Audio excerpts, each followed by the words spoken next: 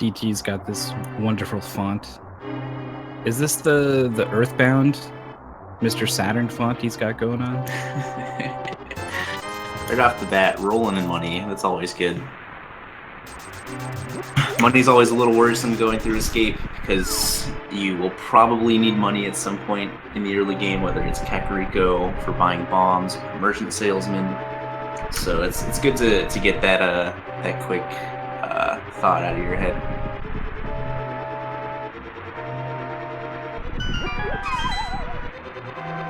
Man, if I was a little boy and I had a choice between running into the castle sewers because I thought maybe a voice told me to, or to take $300 and go do what I wanted with it, I don't know. I don't see me here. I might be checking out the castle or the town chest game or whatever it is they have over there. It's so interesting to see that Uncle just leaves $300 just lying around unprotected. Yeah, that's true. It was probably his. They probably stole that from him. The second he leaves the house, they're like, all right, he's gone, finally. Here's my Fortunately, Uncle is down for the count, so he will probably never find out. He took his sword. I don't know what he thinks he's doing with that, but that's not gonna go well. He's done for. So I'm just gonna take this. All right, getting into some real gameplay here. Looks like DT's gonna go for this double hit with the spin. That's gonna catch him up a little bit. 3 quick slashes actually isn't that much slower, but still slower nonetheless. Mostly because of the actual position of the key once the guard is dead.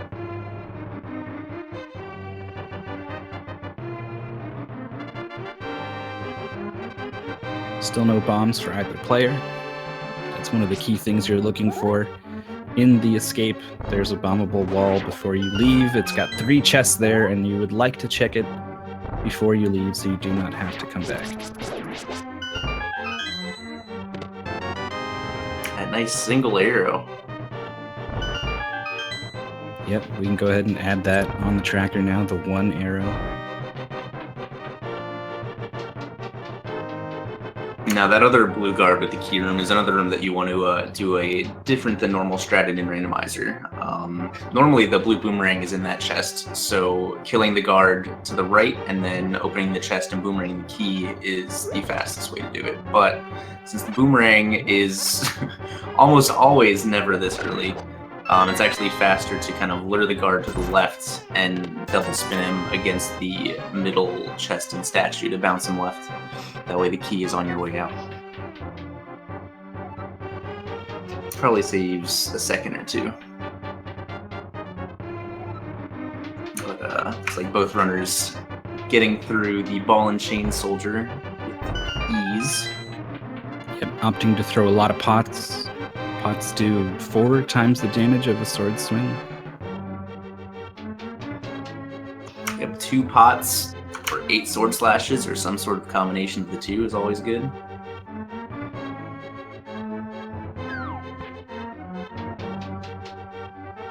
Mysticum in a big match for him is looking pretty good so far.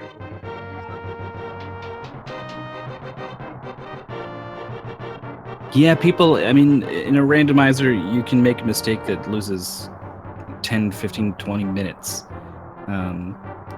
But I think it shouldn't be understated that your ability to just kind of go fast at the game, movement-wise and combat-wise, plays a big role over the course of the whole round.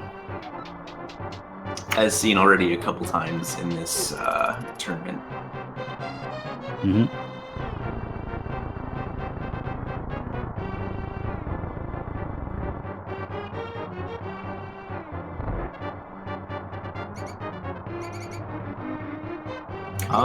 So the way normally you can't get a bomb drop from any enemies in the escape sequence, but with prize packs being randomized, you can. Basically, how prize packs work is there are certain enemies that are lumped into groups. So, and DT getting a bomb drop there from the snake, that's good. So there's certain enemies in certain groups and prize packs that drop specific items. Each time you kill an enemy, it's a 50-50 drop. And once the item drops, it moves to the next item in said sequence. So what items drop are random, but the enemies that are in groups are not random. So the enemies that are in the same groups in the vanilla game are in the same groups in this game. So the rats are in the same group as the popos, which are the little blue things with tentacles in Eastern, things like that. Mysticum did not get a bomb, so he is going to have to walk on by these bumble walls and come back later if necessary. We'll find out if it is necessary. Just a moment, DT opening some of these chests here. Just a lot of bomb capacity and some arrows. Bomb capacity is actually a pretty good thing to get early. Bombs are of high importance. You need, let's see, there's 3 in Kakariko. There's 1 just south of Kakariko if you do decide to get the Maze Game Heart Piece location. There's 2 that you can do in Southern Hyrule, and all of those are really decent early game places to check. So bombs are pretty important early game. See, maybe the tree pole has some that has all of them. That is huge. The intermediate tree pole just happens to be 32 bombs. Yeah, the capacity upgrade's looking pretty good now. So if DT ends up pulling that, he'll be set on bombs for quite a while. And that is also an unfortunate piece of knowledge to find. Hookshot on the Lumberjack Heart Piece ledge. Yeah, that ledge is only reachable by defeating Aghanim and collecting the boots. And the hookshot is absolutely a required item. So we are going to be seeing these players do Aghanim for sure. And if possible, they'll want to get the boots as soon as they can as well. So at this point, you're thinking, all right, well, hookshot's a really important item. The likelihood that I won't need the hookshot is pretty low. So once they get an item that can get them into Aghanim's tower, you'd think that they'll be going to beat Aghanim's tower as early as possible. Whether they have the boots or not, just clearing that sort of trigger will A, get you a Dark World Warp if you don't have one already, and B, let you also check an item that's on top of the pyramid, along with everything else that actually changes in the game.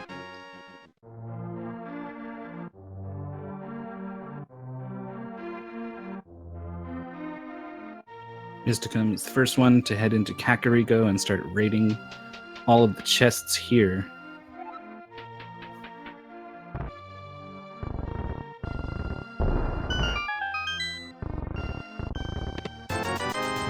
More rupees, not bad. Flute, ooh, that's going to be good. Flute in town is always a treat. And Mirror Shield.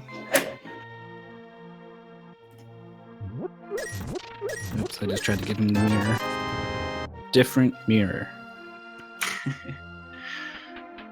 Someone was saying you should be able to look into the mirror shield and do the thing that the mirror does.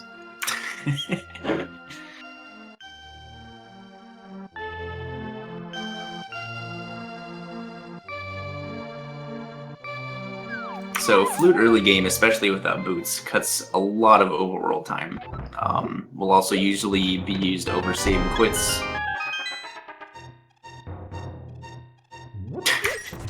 I've actually never gotten a hookless seed before in a normal randomizer. I've always found it. There was a glitch seed that I did with Christos Owen that ended up being hookless, but glitched is a little different. So finding the Titan's Mitts and a blue potion is Mysticum and now DT. Potion's going to enable them to check Sick Kid before they leave Kakariko, so having the flute and the bottle before leaving Kakariko is very nice, routing-wise. So pretty much the only other thing that could possibly go well for them in this Kakariko is getting boots, because then they'd be able to check the library and just be completely done with the Light World side of this area in one trip, which is pretty amazing. But Flute and Bottle, still pretty good. Don't need to come back here for a while, at the very least.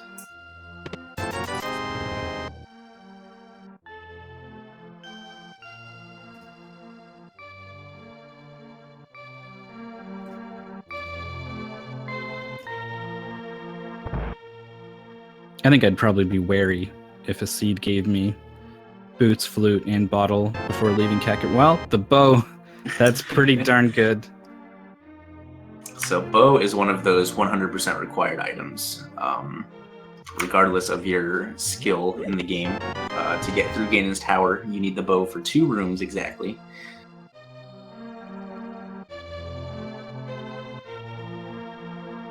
Chances are pretty good you'll need it for a dungeon or 2. Eastern and Palace of Darkness both require it. It's possible they're both pendants, but pretty likely you'll have to do at least one of them. Just come peeping that blue boomerang. If he comes back for it or not, we'll have to wait and see.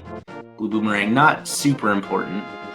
That heart, though, might be a little more intriguing to Mysticum currently. Yep, he wants it. We'll see if DT takes that choice. And he does not. Opts to pull his flute out and head to Swamp. So reminder to everyone to always check the Swamp chests in the Swamp Drain area, because sometimes it has the mushroom that leads you to the gold sword. Sometimes. That's what happened to Taylor last race, and why he had the fighter sword for an hour and a half instead of a gold sword. First thing he said when they pulled him into the commentary booth was just, "How could I forget to check the dam?"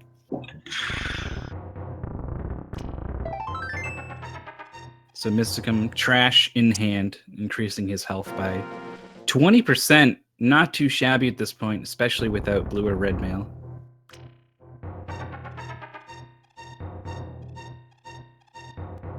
Might not help too much if they decide to go over to Ice Rod Cave. These crabs do 2 damage, so you want to have that sort of odd numbered health to be able to take an extra hit.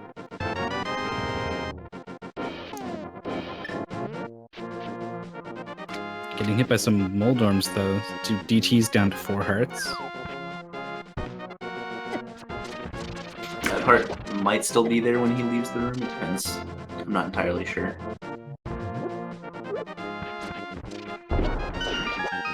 A whole lot of nothing in this cave. You got a heart container. That's true. Just gonna be thankful for that. I don't know. I guess no, it's not the Sank heart, but It's not, no. But he got a heart. Good if it was. Yeah, he will get an extra heart, so that will give him one hit against a crab. DT's going for it. There's 1 hit. Ooh, already taken the crab hit.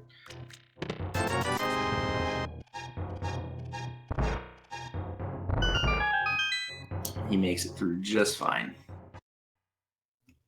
It's kind of unfair that these crabs can move in more directions than just sideways. And that walk through the dangerous crablands, all for naught. Solid 20 rupees. Oh, I thought Mysticum was switching to his blue potion here. Oh, the crab, as soon as he pulled out the bomb, the crab was like, he's weak, get him! Charged in there and put him down to half a heart, but he's going to be able to get into that cave. DT doing some fake flippers, swims by the island, sees some bombs, probably going to go check out the hobo.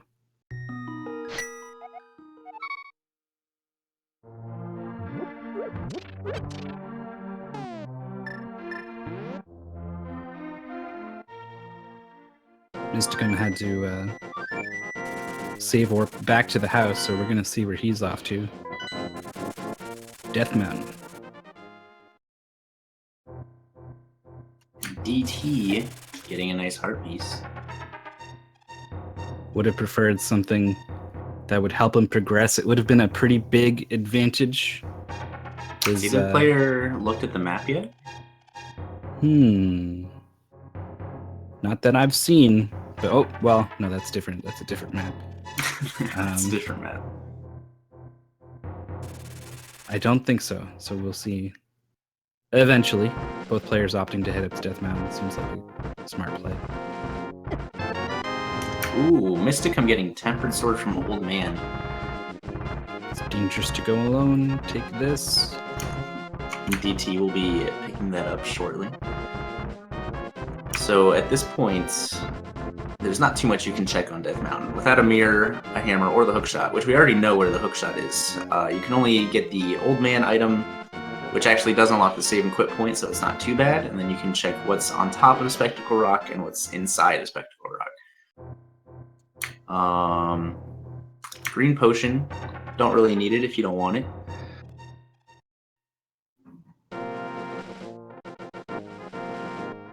Looks like Mysticum will be opting to get the Green Potion.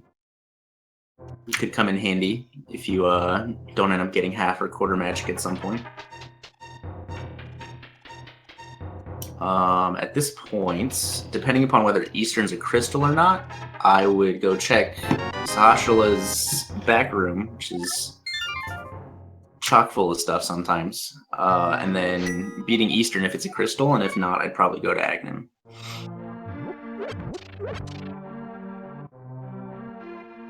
We'll see if these players share your sense of routing. Looks like they're both heading straight to Aghanim. Yep. Which isn't a bad choice. They have to do it at some point anyways. But since Eastern, you pretty much have to explore it in its entirety almost every time. Doing it this early wouldn't be a terrible decision, and it would give you a couple more chances to get some better items for Aghanim's Tower. But Tempered is a pretty strong sword. It'll take almost everything out in 1/ minus minus the ball and chain soldiers in the first room and maybe the red guards. I don't exactly remember. So we'll see how they approach the situation. Charging up a sword spin is Mysticum. DT pulling out the bow he has. It's one spin attack to kill these guys. Same with the red guards actually. So every tricky room with the Master Sword in Aghanim's Tower is very very simple with the Tempered Sword. The synchronization from these players. It's pretty fun to watch. It's going to be a shame when one of them pulls ahead of the other. Frame for frame. Mysticum getting some worse RNG, the guard noticing him. Sometimes even if like the guard isn't visible in your light, they will notice you, and it's random, unfortunately. Guard decides to turn his head and somehow sees Link while he's in the darkness. I mean, he sees the cone of light moving around the dark room where he spends his life. That must suck. You show up to work today, like, which room are you? And I'm in the dark room. Oh, I'm sorry to hear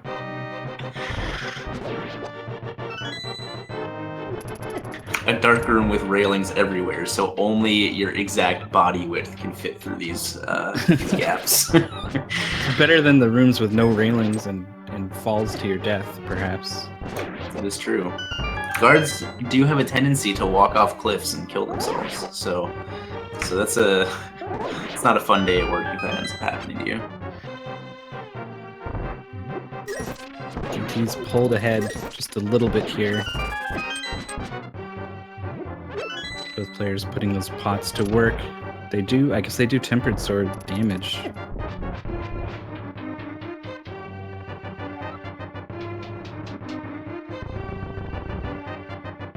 But DT's going to be the first one to reach Aghanim.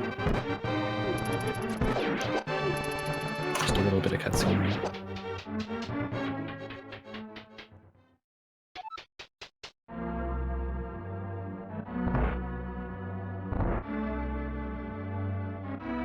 And so in vanilla Link to the Past, there's usually a little bit of randomness to this fight.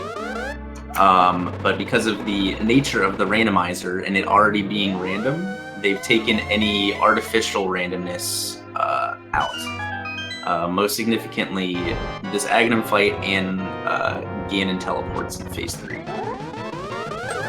So every shot that Aghanim will be shooting at you is a redirectable shot to hurt him. It takes 6 hits to kill him, and that's that.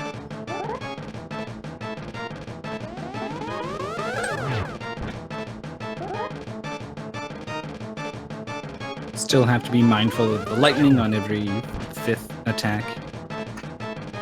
Pretty straightforward.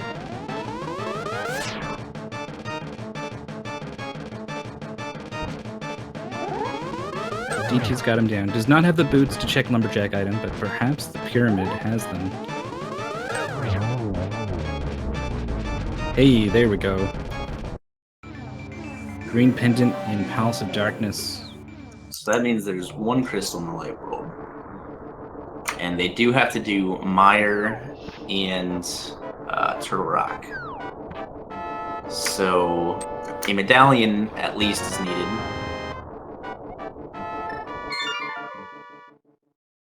Well, with these flippers they've found on the pyramid ledge, it doesn't open up too much for them, but it might incentivize them to go check out Zora's River.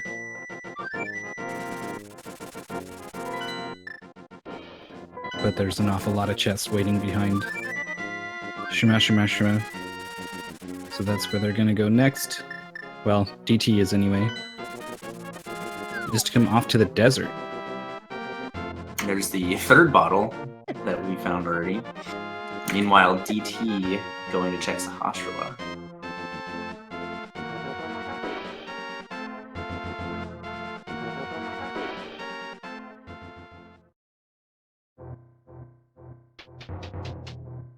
Getting a small irrelevant shield in the back of Sahasrara's house. Did DT check the Light World map yet? I mean, he was so diligent about checking the Dark World map. I feel like he probably did and we missed it. Possibly.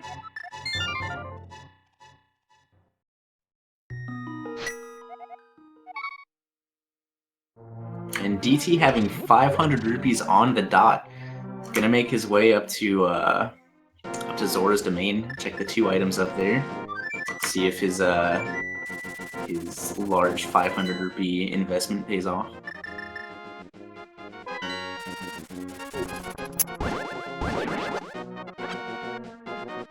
Big thing they'd like to find right now is boots. Boots would open up the hook shot, which will open up the entire right side of Death Mountain. Well, the ledge just has some rupees, so that's 50% of the items you can come here to get. So here you'll see one of the bigger overworld changes once you beat Aghanim. States in the Light World overworld actually changed. So that room, the screen which is normally filled with simple Octoroks, is now filled with many Usain Bolts, and it lags like crazy. Oh baby, King Zora's got those $500 boots. Woo Prada or something? I don't know. Anyway, those are going to let him go real fast. Those are going to let them get the hook shot. Those are going to let them open up some of these areas near Sanctuary. So I wouldn't be surprised if we saw DT head upwards right here and go check it. He sure is. I personally would have probably checked King's Tomb on the right side before coming to the left side, but it's not a huge deal. As long as he remembers that King's Tomb is over there at some point.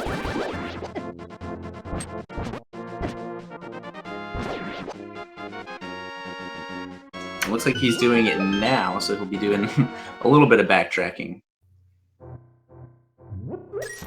And Mysticum actually using the cave right outside of the desert to farm the last rupees. So it looks like his next step will be going to Zora, so he'll be close behind getting those flippers. Or getting those boots. That's probably part of what influenced his routing to go to desert. DT actually fluting to desert to take a look at what's over here now that he has boots. Want to check our good buddy Agana. He would love if he could get the boots to maybe get inside, or the book rather, to get inside Desert Palace, but he's not going to find it. Not here anyway.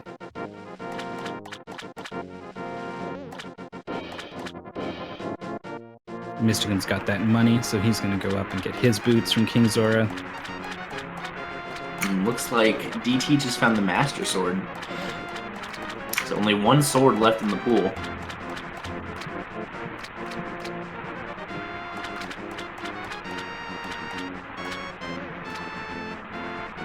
So where does DT go now?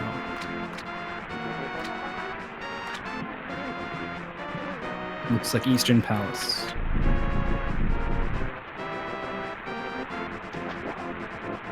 This is an interesting decision.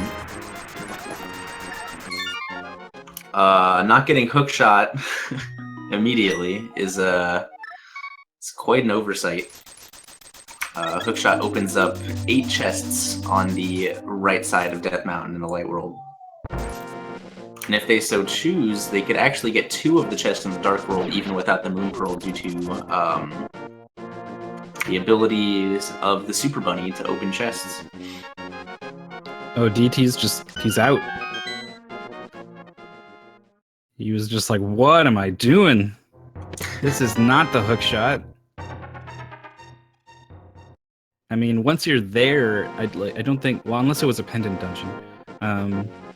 Because hookshot, you can get over that one gap to reach that chest without going around. But otherwise, hookshot's not going to help you too much in Eastern Palace. So if you had to do it, you might as well finish it while you're there. Alright, Mysticum deciding to go get hookshot immediately, which is a better choice. Yeah, that decision is basically put him ahead of DT by just a couple seconds maybe, but still.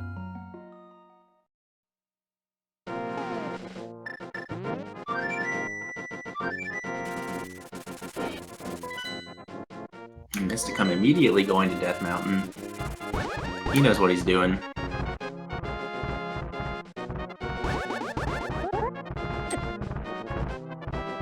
See if either player opts to try to go for spin speed. DT gets it. Mysticum is still walking everywhere. Looks like DT bailing to get some health. Doesn't want to die on the right side of Death Mountain.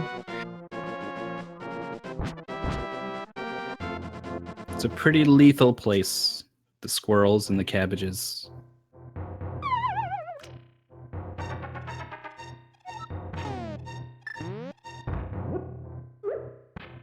Ooh, Mysticum throwing the bomb the wrong way. Luckily, he has more than one. So that wasn't a huge issue. Ooh, the shovel. Shovel is a fetch quest item, so that just opens up another location for him to check.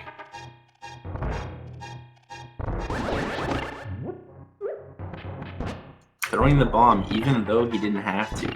Not realizing he had sword beams. Alright, Mirror's going to be a good find. Power Glove, not so much with the Titan that's already, I was going to say on hand, but in also Fire Rod and Lantern. Tons of items here waiting for them. Going for the bomb jump. One of the easier bomb jumps. Mr. gets it. I gotta start marking off all these things they found now. Fire Rod, Mirror, they already had Power Glove, Lantern. I marked off Hook and Boots for you. That's easy. Looking out for me. This one's gonna be checking Spiral Cave. DT as well.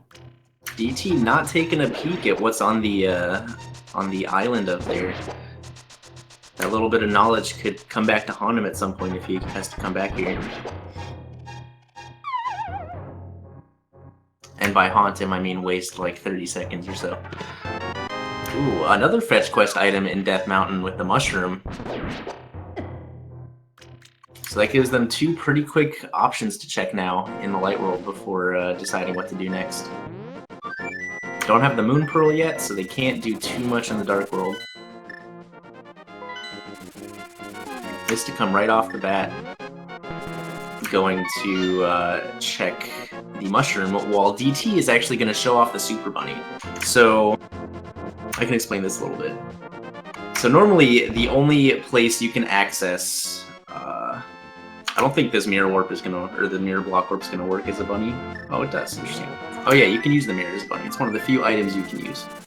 Anyways, so normally the only place in the game that you will ever see the bunny is on the pyramid screen in the Dark Worlds, or outside of Hera,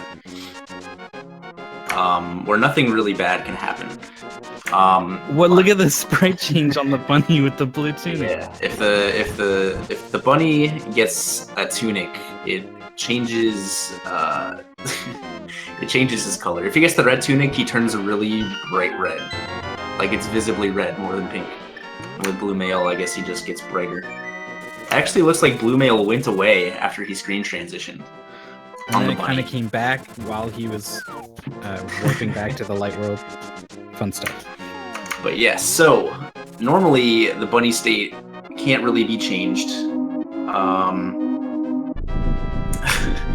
But the act of a bunny falling down a hole, as you saw, the bunny doesn't actually have a hole fall animation, so the bunny just kind of sits there and then disappears. Actually gives the bunny link properties. So the bunny can dash / a sword that is actually invisible but still does damage.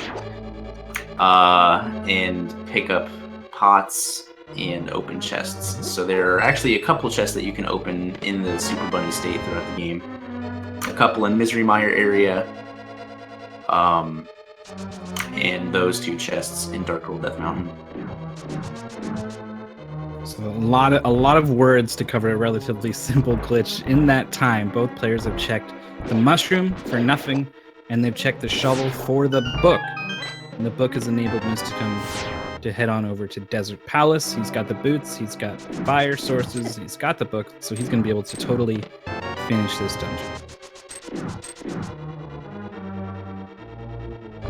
DT as well, after finding the book, is going to be doing the same thing. But first, he's going to check out Mire.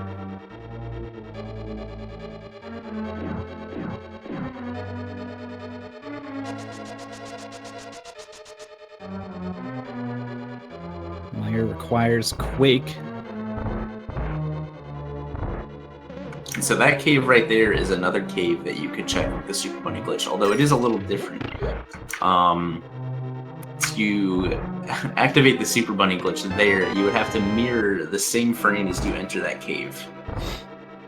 And for whatever reason, that also gives Bunny link attributes. It's also a heck of a lot harder to pull off. What's going to make things easier for them is the silver arrows waiting for them here in Desert Palace. Mysticum has got him. DT bound to get him as well.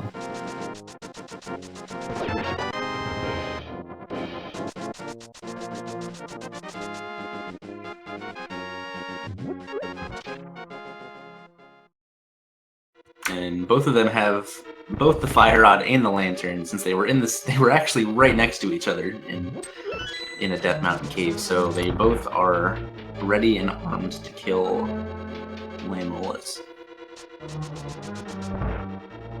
See if they opt to go with fire rod or silver arrows. Silver arrows are a one-shot, pretty sure. Fire rod 2-shot.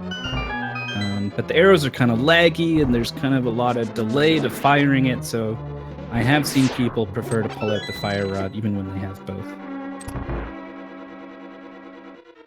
Silver Arrow's fight is a little faster, but it also normally takes an extra menu, so it's pretty similar.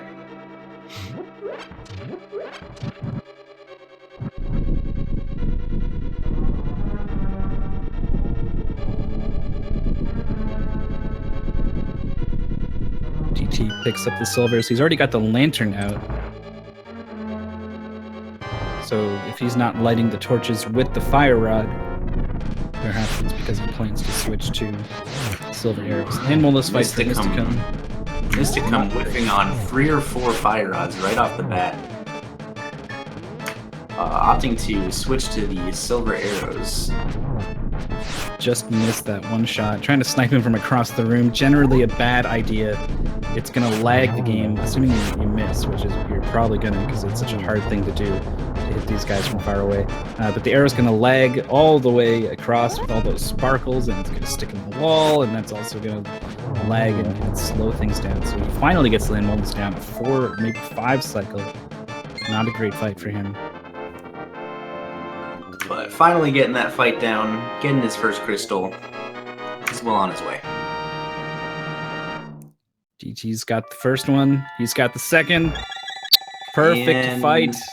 Easy. Look at how much time he made up with one boss fight. That wasn't routing. That wasn't, luck on where items are. That was just pure execution. Yep, once you get the timing for how the land molas pop out down, it's not too bad.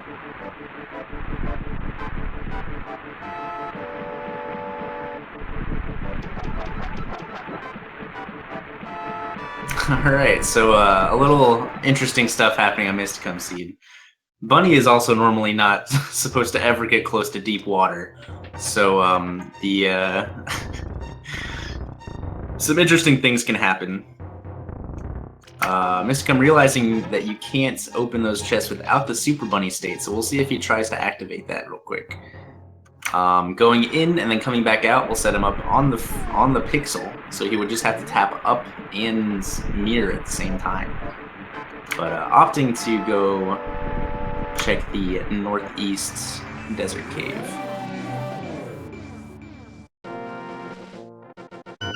DT, meanwhile, is taken off to Eastern Palace.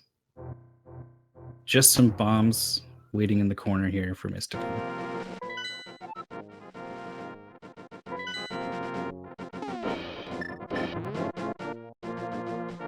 Yeah, so the seeds are generated under the glitchless under a glitchless rule set, so that it is actually not required that you know any glitches to be able to complete the seed.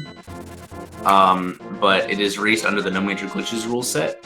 So if you do know glitches, you can if you do know some of the minor glitches, you can do them to change your routing up, to maybe speed things up a little bit, but they are never required to find anything. You'll never find flippers in the hobo area. You will never have to do fake flippers to get to Ice Palace for anything that you need. Things like that. But doing those things could put you at an advantage over your racer if they do not know how to do that.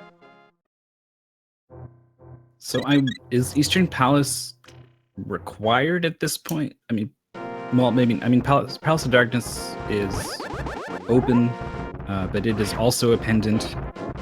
Hera is open. Hera, that's it. Because they don't have the Moon Pearl, so that's cutting off a lot of their Dark World options. Yes, it's pretty much. They also have the book, so they can go check the Ether Tablet. I'm gonna go on a whim and say Moon Pearl and Ether Tablet.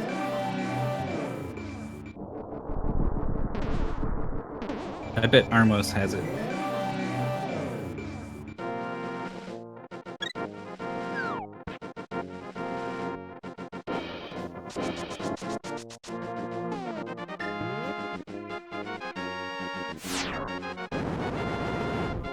Super Bunny doesn't come up too often. Ooh, a hammer.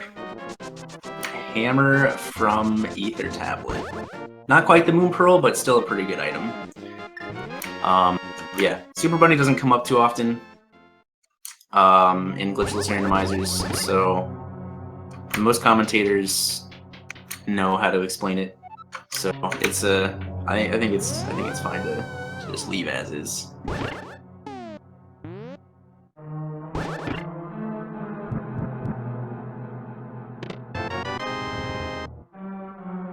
So Mysticum being able to avoid the tile room for now, getting the big key upstairs, or in the main lobby.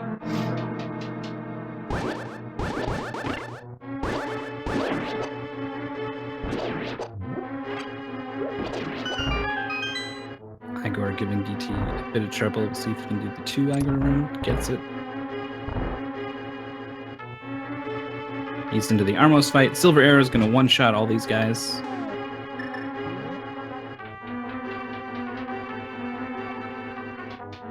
And just some rupees for his trouble. And so Green Pendant was actually Palace of Darkness. So no Sahasral item yet. There's the small key.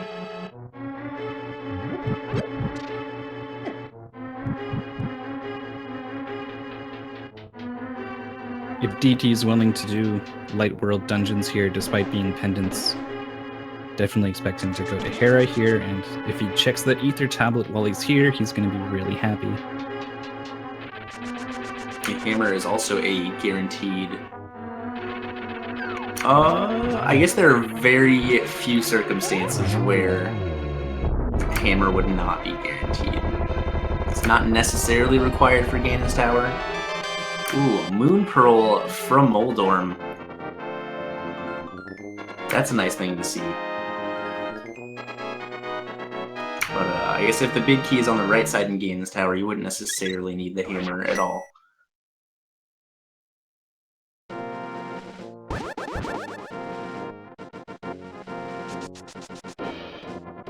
And DT remembering the Ether Tablet.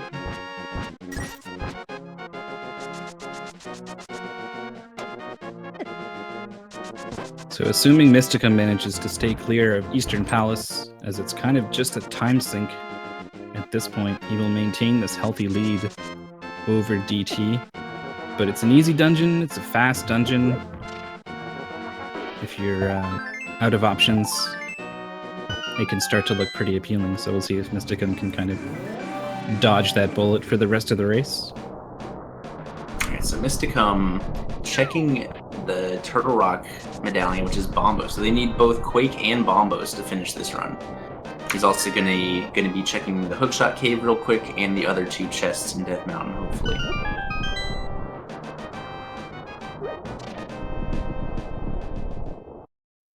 Just showing off a bit there, holding that rock above his head, spinning around.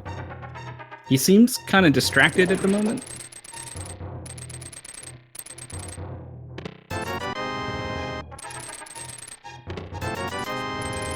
Maybe he forgot to update his tracker and was working on doing that while playing.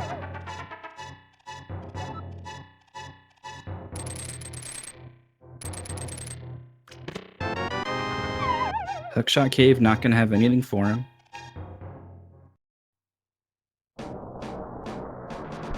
DT's already made his way to Moldorm.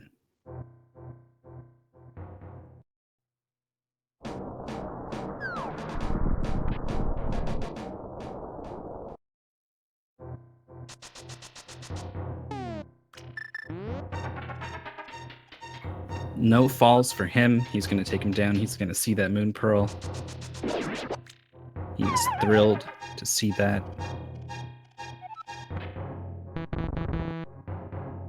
Mysticum using the mirror trick to kind of make these blocks go away.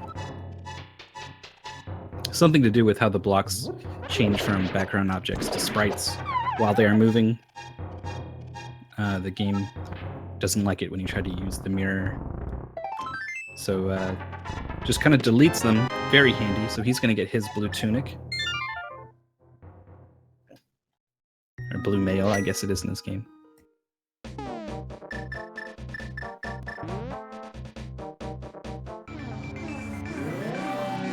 So Hammer, Moon Pearl, Titan's Mitts, Hookshot Flippers. There's lots of places he can go.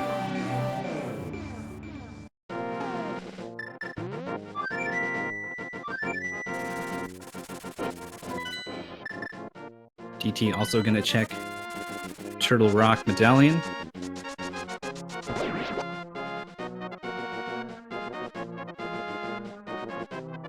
And then and he'll probably head on over to Hookshot Cave as well, only to be disappointed. I'm taking a moment to kind of take in the Dark World map there.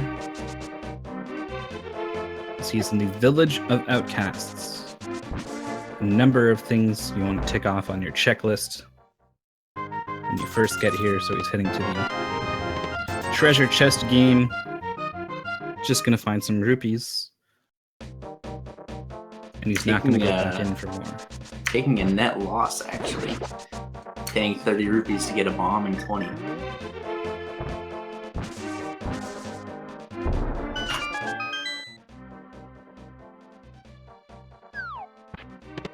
Cuckoo Hut's gonna more than make up for those rupees he spent.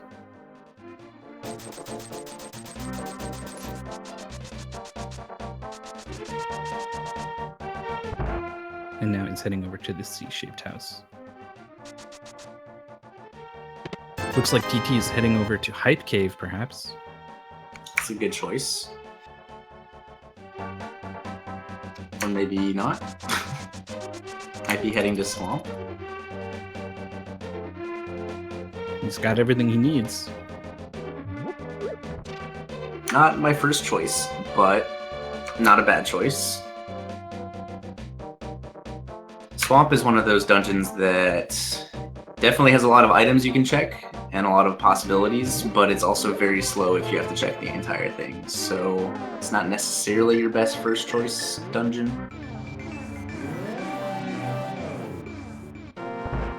How many things are they missing? They're missing 2 medallions, Keen of Samaria, Ice Rod. Ice Rod.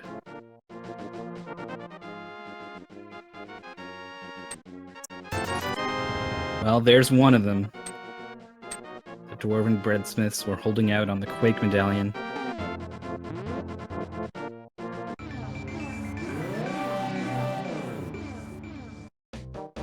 Mysticum's still going to be checking a lot of these Dark World locations before heading into a dungeon.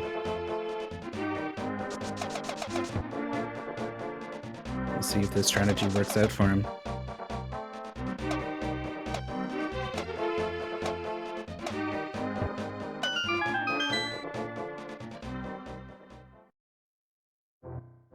And there's Bombos. Alright, so Mysticum has found both of the medallions he needs. Which means they should... Whoops, I tick off... He found 2 medallions and I tick off the only one he doesn't have. Alright. Purple chest in tow. We'll see where he's gonna go.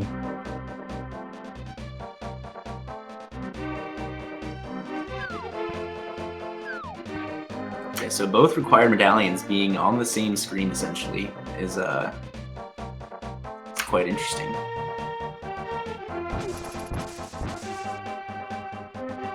Get to see what Stump Kid has. He's got a net.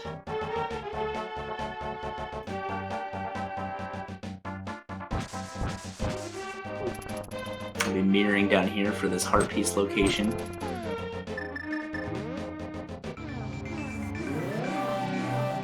Need to be careful what you do with this purple chest in this situation. You don't want to leave it inside the portal. There are ways to get it back, but it's annoying to say the least. Made sure the chest was following him again before he went back into the warp.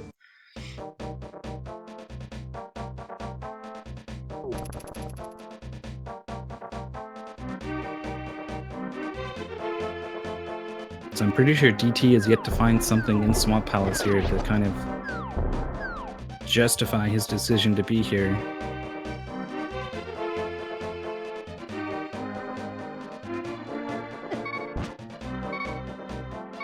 Mysticum can also check the Bombos tablet while he's over here. Ooh, and half magic in the purple chest. Alright. Half magic is always good to have for things like Ice Palace, Ganon's Tower. He is going to be checking Bombo's tablet.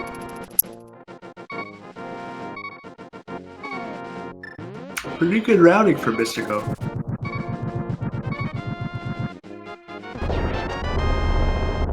So even though DT is in his second crystal dungeon right now, Mysticum having quite a significant advantage in items collected so far.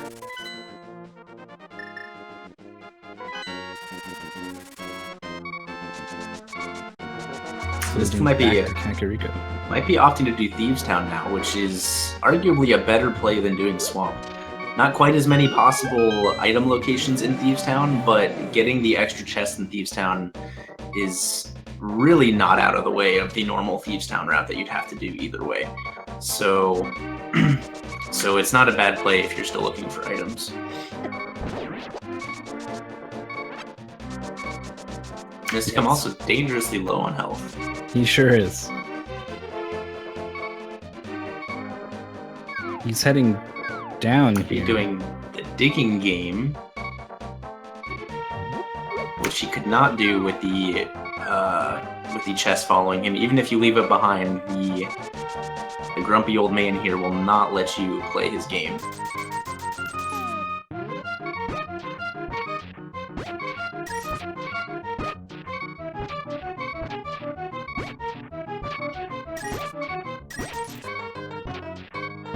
Well, he's going to be making a lot of money. And finding the ice rod. Finding the ice rod. All of Mysticum's decisions right now paying off.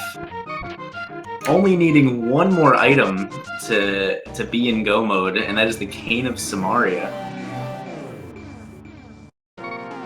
Meanwhile, DT's findings in Swamp Palace have been subpar at best.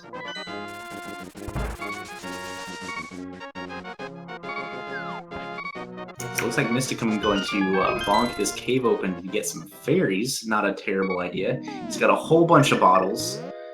Oh God!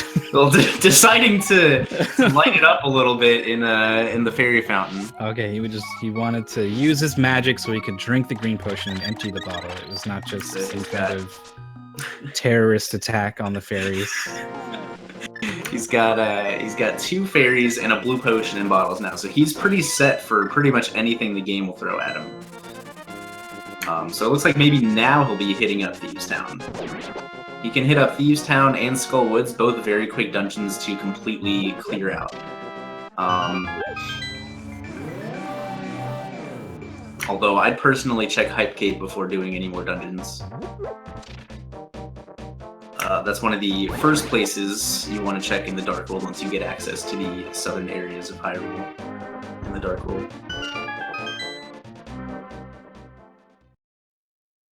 DT heading up to Argus.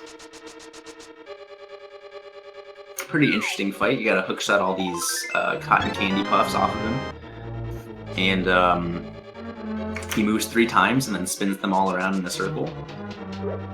Ideally, you actually kill all the puffs before he finishes his 3rd movement so that he goes straight up instead of spinning anything around in a circle. But it's probably the most difficult boss fight to do optimally in this run. DT getting the double fire rod tap into the spin on the 2nd time around. Still a decent fight. Like you said, though, it's possible to go a lot faster, but it is one of the toughest quick kills.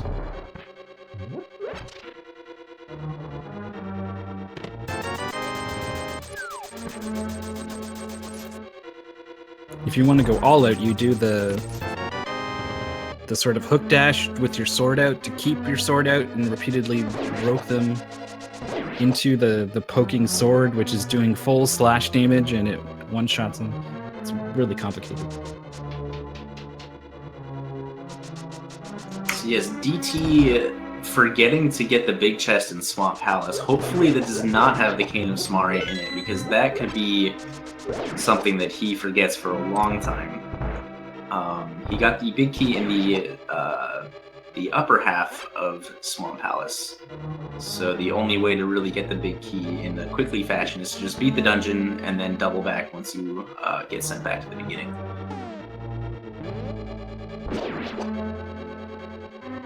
Mysticum dealing with the Hellway here, gonna take it nice and easy.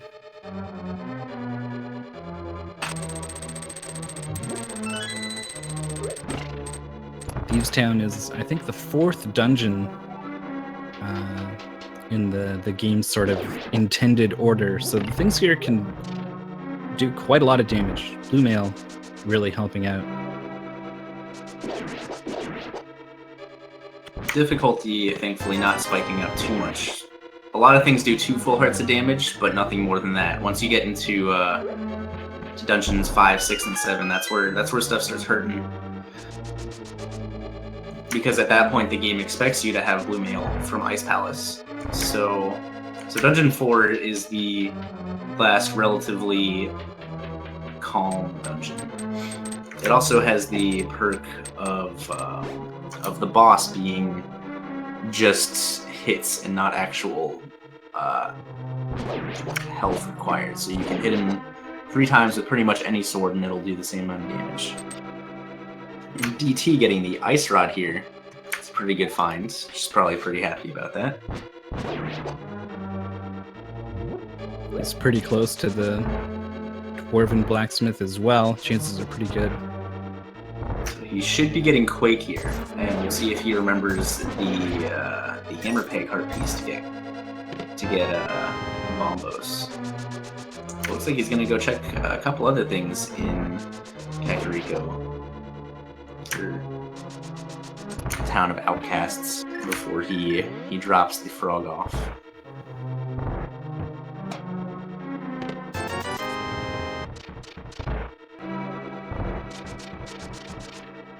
So neither player has visited the Hype Cave, so they're proposing the philosophical question: if there's a Hype Cave in the overworld and no one visits it, is it still hype? Ooh, that is a very good question indeed. Well, it's not always hype, but the last race. Ooh, in DT, finding Bombos, remembering to do the Hammer Peg Heart piece.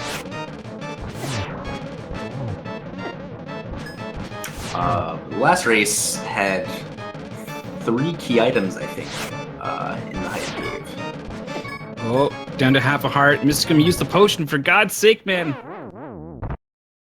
He does have 2 fairies, so he should be good for the last hit or 2. That's right. The fairy fountain. Definitely better to use the fairies rather than the potion fairies, or a rather renewable resource.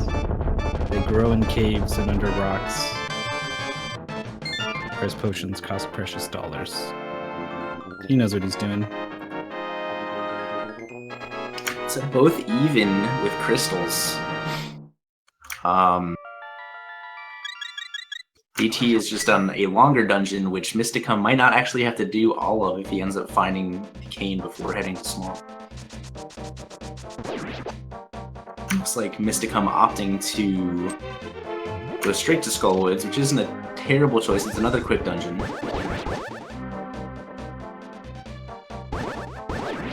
It's not the Hype Cave. It is not the Hype Cave. That is very correct.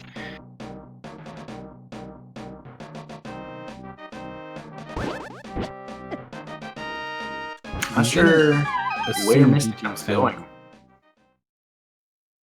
This is and yes, this is not where you want to be. DT did find Quake. This is not the first entrance that you want to go into. Normal route through this dungeon to check every chest that you should. He got a small key from that first chest, which gives him access to this side. So it's not a terrible thing that he went that way, thankfully. But there's not always a key in that chest. Ooh, Magic Powder. It's another. It's probably the most helpful fetch quest item. Lets you check the half magic spot, but also lets you powder any fairies and bunny rings to get actual fairies. There's 2 chests here. If you can avoid checking the chest that's down and right, that chest is always guaranteed to be a small key. So not required to check if you don't have to. DT getting the magic pixel on the Hellway and charging right through. His execution on these dungeons in boss fights has been superb.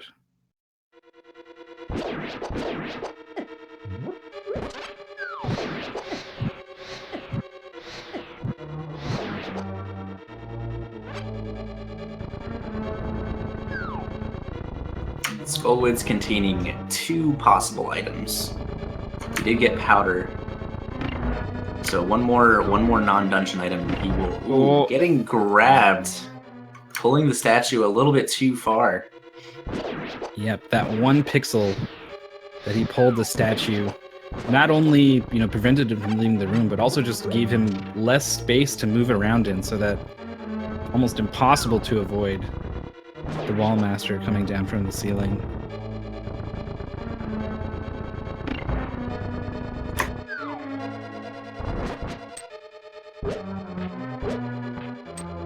The wall master still visible on this screen despite aiming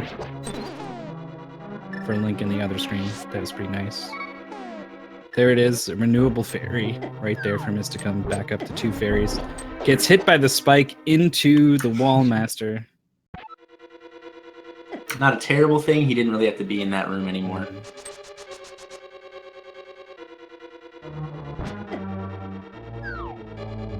DT has blind in tow as he makes his way through the end of Thieves Town.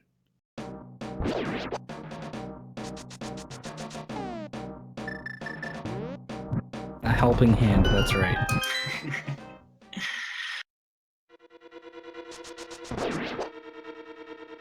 Mysticum opting to check this chest when he doesn't really have to. There's a lot of small key chests in this dungeon, and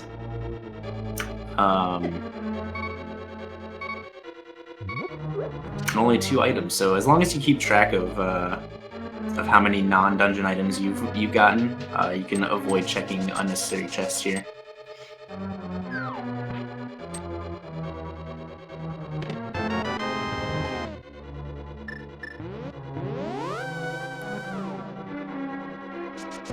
See if DT can have a better blind fight than Mystic. He has taken a couple hits already. Yep. But using the mirror shield to his advantage. And takes care of him with ease. It's 3 crystals down for DT. We'll see what he decides to do next. Maybe he will finally fulfill our need for hype. I need it. Mysticum was going pretty crazy with the fire rod in the Gibdo room. He's got the half magic, but Gibdos don't necessarily drop those full magic decanters the way they do in the regular game. Their prize packs get all shuffled up. So it was a bit of a risk there, but he did have enough magic to make it through the torch room. Gonna be cycling around the room to pick up that heart before the Mothula fight, even with the fairies and potions. Still not feeling too confident about it. Mothula only taking 4 slashes with the Tempered Sword, so hopefully he'll be able to make quick work of this boss. You can get 1 free hit right off the bat if you slash him right on the right side into that block. There's 3 hits, 1 more, he should be good to go. There we go. So Mothula is a little weird in that Mothula is programmed to not take damage from spikes, but if you slash an enemy into spikes, the spike damage will always overwrite the sword damage. So slashing Mothula into spikes will actually do nothing. So you have to be very wary about where you slash him, when you slash him, to make sure that you actually do damage.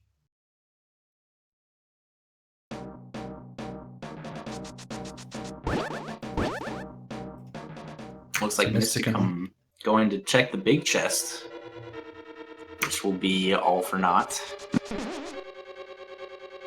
While DT finds the powder, they're both even on crystals.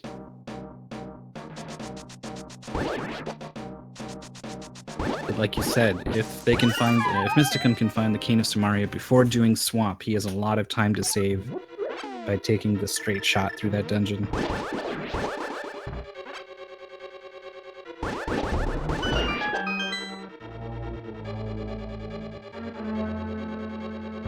Yes, Mothula takes 16 slashes with the fighter sword. So it's a little rough. That fight can get a little hairy if it goes on. The longer the fight goes on, the more spikes start moving. It's pretty scary. Mystic, I'm taking a moment to plan out his next move. We know that he should go to the Hype Cave. Because that's just what we want to see, regardless of whether or not it's the best play. So from his current location, sees that Ice Palace is crystal number 5. So he already has crystal number 6. So if he beats Ice Palace, that'll give him 2 more options.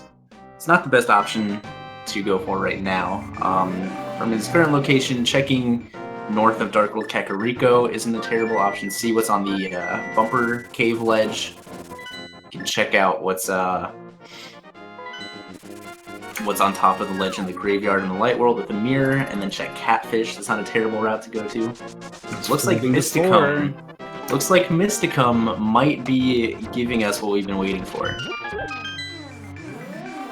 They've found so many items that the only way this Hype Cave can truly be hype is if it has the Cane of Samari. I mean, if it had Butter Sword, Red Mail, and a hard container or something, that would be acceptable. But it's really got to be the Cane of Samaria here.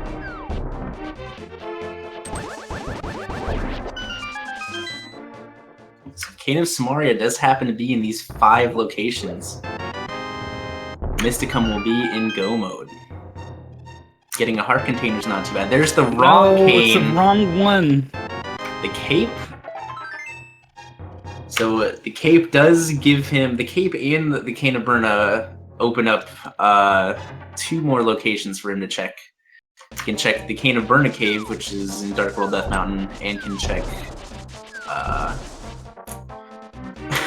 check the bumper cave north of Village of Outcasts. So it looks like Mysticum opting to go into Swamp.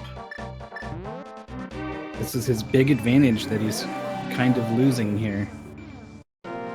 We already know that Swamp has a whole bunch of nothing. No one has checked Pedestal item either. We'll see if DT decides to mirror after beating Skullwoods and checking it out. Because that could very well be the Cane of Samaria. The other pendant dungeon that they haven't done yet, or at least DT hasn't done yet, is Palace of Darkness, where Samaria is not required.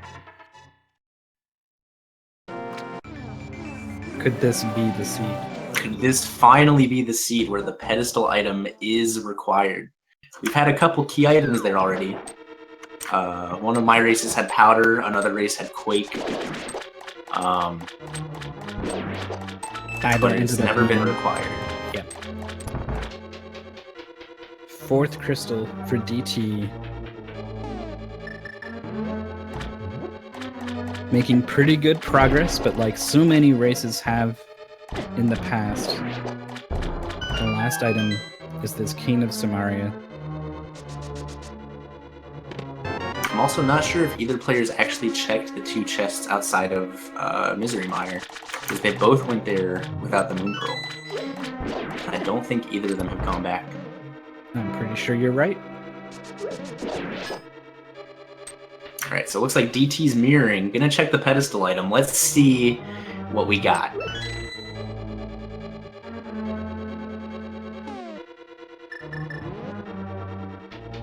Increased bomb storage. That is a heartbreaker. Someday, Myth. Alright, well, I'm out then. It's been good. Congratulations to both runners, but I mean, it's just not the day, so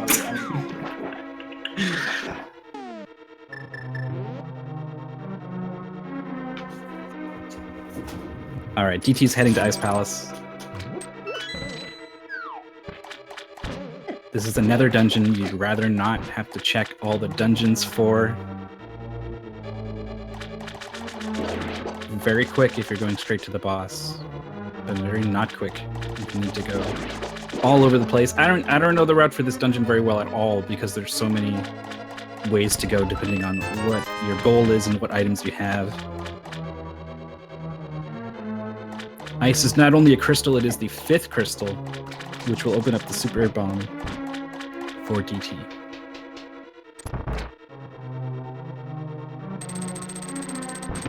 So ice is an interesting play here. There's 3 items that you can check in Ice Palace, and it's a very long dungeon to check. So even with the extra added 2 items you can get afterwards, I don't know if I would do this before checking some overworld items. But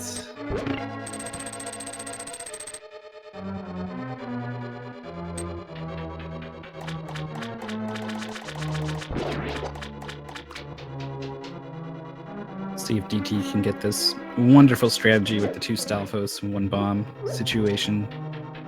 easy every time. And now we're coming upon the Ice Palace bomb jump if he chooses to do it. Looks like he is. That looks good. It's a fairly lenient bomb jump. It's not as hard as it looks. Ooh. Picking up that pot from the bottom is always a little scary.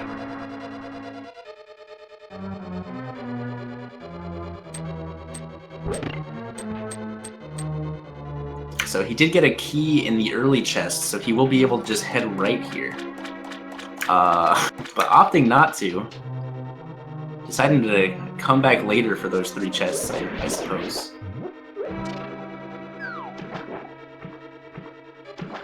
You do get a chest in this room, another small key, and now he's going back upstairs.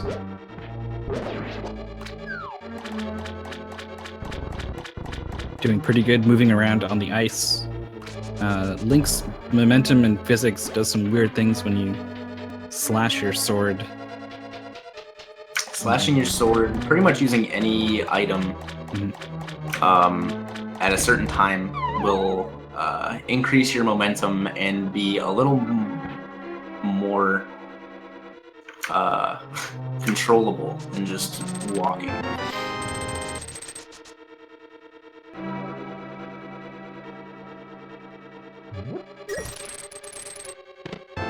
No, Mysticum did not ever go back to the sewer chests.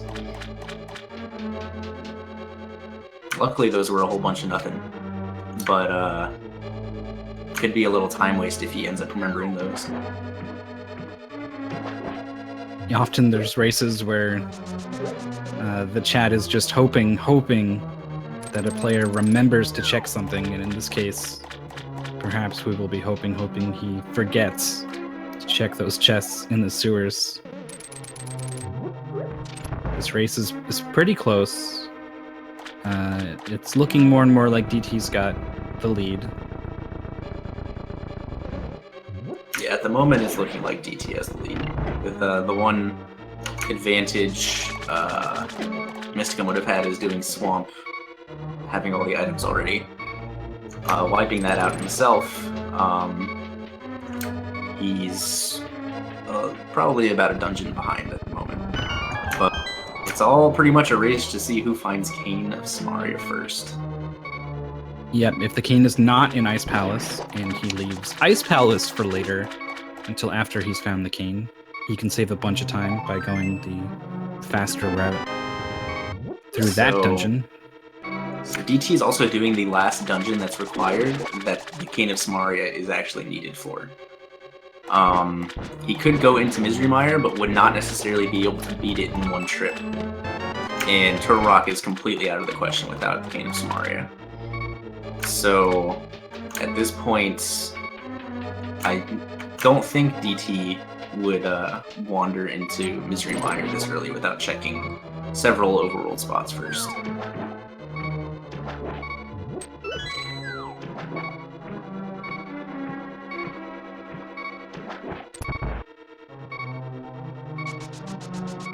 DT coming upon the Cold Stare fight. He does not have half magic, but he does have Bombos.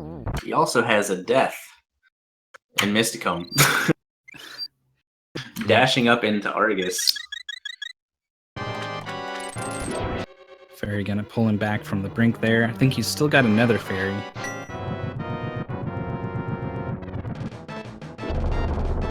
They have checked the pedestal. It was not the Cane of Samaria. It was just a lousy bomb capacity upgrade. We'll see what kind of cold steer fight. Wow, he lost it a little bit, but was able to clean it up very nicely. That was actually incredibly lucky. But he'll take it. Takes 8 slashes with the Master Sword to kill, and staying in one spot and slashing, the ice rock could just happen to break right in your path, hit you. That throws you all off. You could end up getting stuck in a sea of cotton candy clouds that do a lot of damage. Fight can go pretty south pretty quick, but luckily the ice blocks did not mess him up one bit. That was gonna sound pretty good for a bit there. Caught in a cloud of cotton candy. And then you said something about taking a lot of damage, and I got you. So Mysticum not checking the Swamp Palace big chest either. Except DT actually did check it, and I got lied to in the chat. And then corrected by chat. So we'll see what Mysticum decides to do. Mysticum might be heading to Palace of Darkness, which is a green pendant dungeon. Palace of Darkness, another long dungeon to check. Does have quite a few items in it.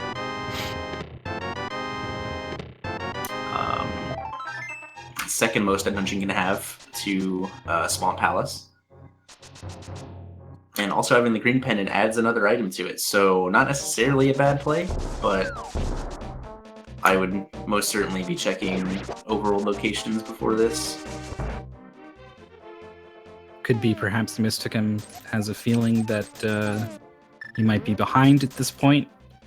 In that case, he's going somewhere a little bit unconventional, hoping to find the Cane of Samaria to give him an advantage over his opponent. DT is still not checking the Hive Cave, missing out on the cape and the cane. I think he did, actually. He did. Man, I'm not paying attention to anything today. It's a lot going on. It's early in the morning in Andy time. So DT's got this bomb out. 2 items waiting here in the large fairies cave. Ether. The last medallion is there.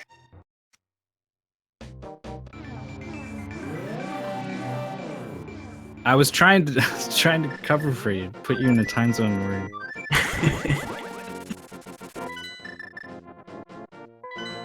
All right, well that's our cover's blown. DT not going to Palace of Darkness. He's going to Mire. He's banking on the cane being in the mire. Then again, I don't think they have checked this the Mire cave here. So could the Cane of Samaria be right next to Misery Mire?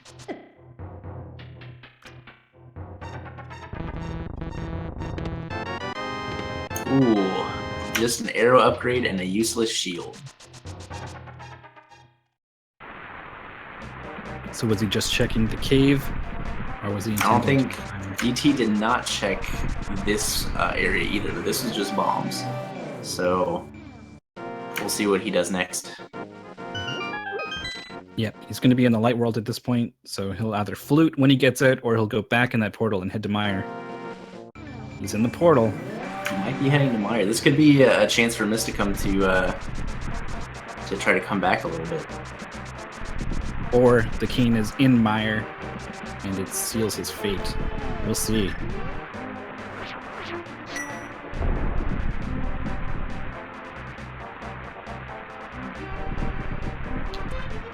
I actually have no idea what's in this right side bombable wall.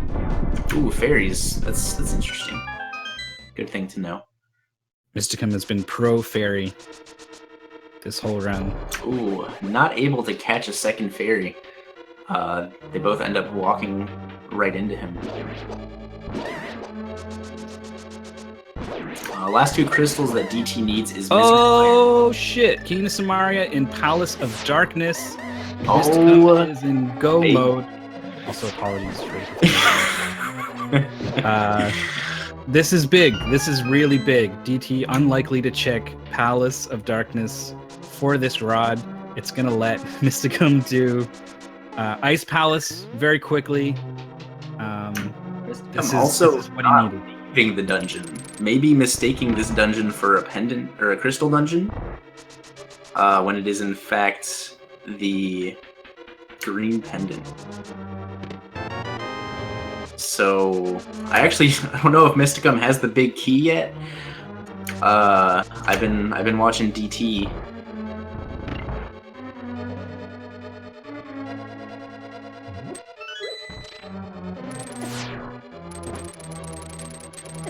Does not have the big key yet, so he's wandering into this basement for no reason.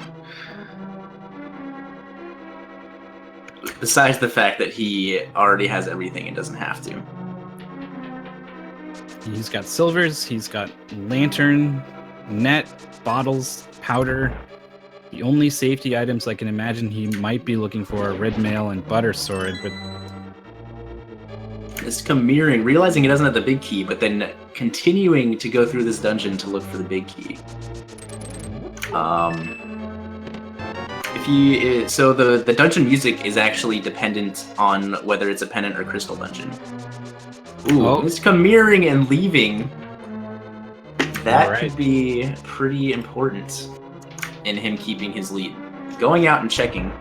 So the dungeon music between pendant dungeons and crystal dungeons is different in the vanilla game, and that has been changed so that you can, since you can't access the overworld map inside a dungeon, you can check, or it'll let you know whether it's a crystal or pendant dungeon while you're inside of it. So Mysticum heading straight to Misery Mire.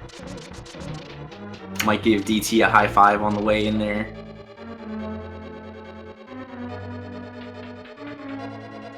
But DT is not going to find what he's looking for.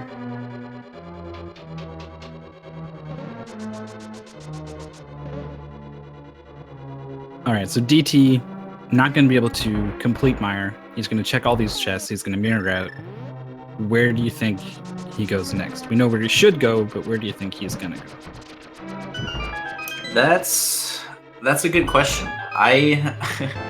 Having not checked any of North Dark World's Hyrule, like the Bumper Cave, the Mirror Legend, the Graveyard, the Catfish. Those are 3 pretty quick items that you can check all in succession. He's also hasn't checked Ikena Burna Cave.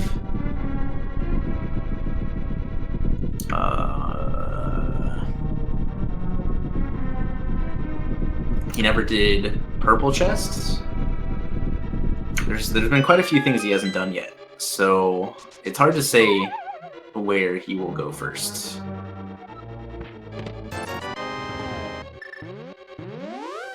So there it is, mirroring out, not finding the cane. He is very frustrated right now. And for Mire, if you don't have to search for any of the items, all you need is the big key, and you can go straight to the basement. You need 1 small key to go up through the right side, and you need no small keys to go through the left side. So if you just happen to not have any small keys, you can still get to the basement.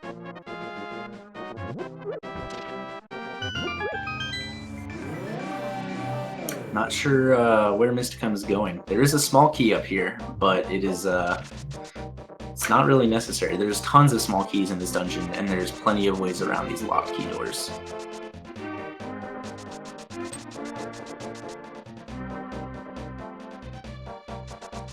So where is DT going? I thought maybe he was going to go check Bumper Cave. Looks like he's going to be doing purple chest first. Oh, looks like he's checking half magic first, actually, which did not have anything. Purple chest did have half magic, though, so if he ends up checking that right after, that will definitely be something that he's happy to see. Won't be the cane, but he'll still be a little happy to see it.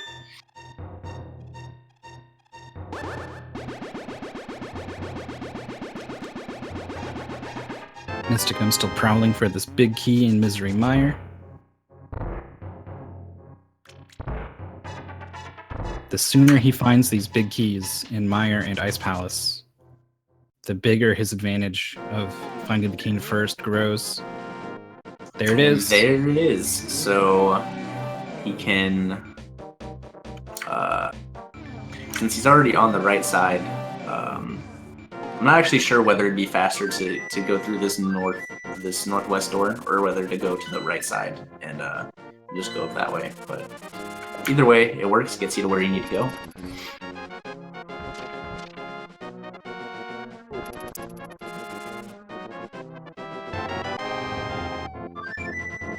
There's the half magic in the purple chest. Blowing the flute and going to Kakariko.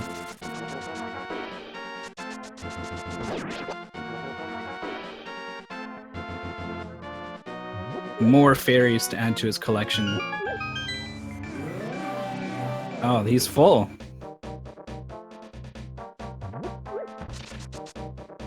Never seen that message before.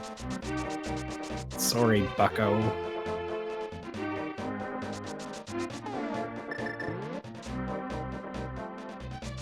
DT heading to this northern dark world area.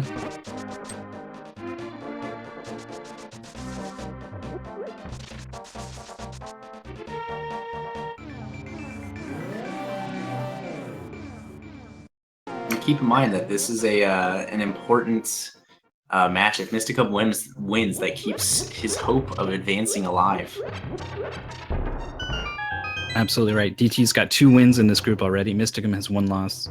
And Karkat is the one in second place who delivered that loss to Mysticum, so he really needs this win over DT.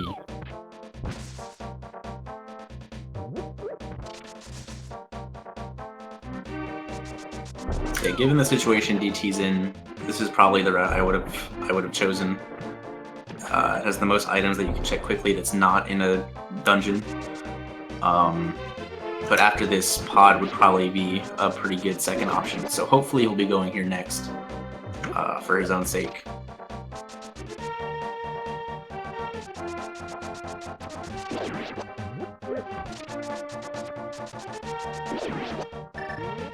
We're getting the cape and dash strats through Vitreous. It's pretty satisfying to just say, I don't give an F, and just charge through here back and forth. Just no gold sword though, so it does take quite a few slashes. It sure does. And no arrows left for Vitreous. We'll see if he recognizes that. He does, and he is mashing B. One of the few times where I guess mashing your sword is not necessarily the worst thing you can do. The eye's hitbox is actually really weird. Even though it's bouncing up and down, unless the actual eye touches you, you don't take damage. DT looks like he's going to Palace of Darkness. Yep, it's a smart play because we know it, but it's a smart play in terms of what he has left to check. With checking chess being very quick compared to everything else he has to do. If a runner checks chests like a woodchuck chucks, then finds the King of Samari. So Mysticum, they needs to do Ice Palace. He's going to be able to take the short route through it. DT needs to do Mire. He's going to be able to take the short route through Mire because he's already done most of it. So this is really close. Yeah, the question will be, how early does DT go down right side of Palace of Darkness? Normally you do it after this chest and then checking at least one chest upstairs. If this first chest that he'll probably check has a small key, looks like he's going there immediately. So he will be losing as little time as possible checking Palace of Darkness. So if Mysticum does the Ice Palace well, he should be a little bit ahead of DT by the time they both get their 6th crystal. So it'll all come down to execution for the most part. Turtle Rock is quite static when it comes to checking chests. And the normal game is Tower Route. If you use proper logic, should be the same for both of them. I would give the edge in execution to DT. Some of his boss fights have been spectacular, and just overall, I think he's been playing better. He's leaning on a lot of safeties. Also, taking time to stop and collect those safeties. Lots of fairies.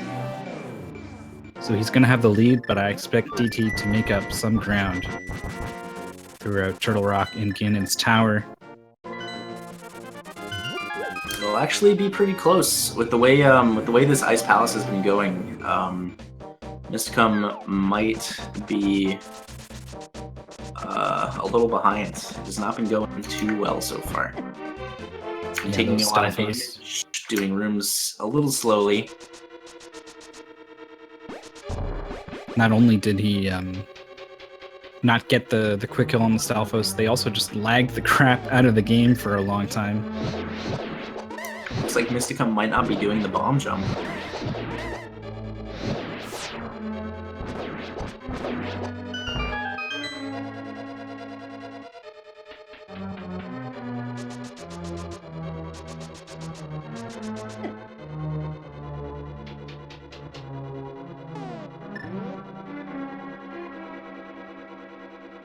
So we will see if Mysticum knows how to navigate this dungeon without doing the bomb jump.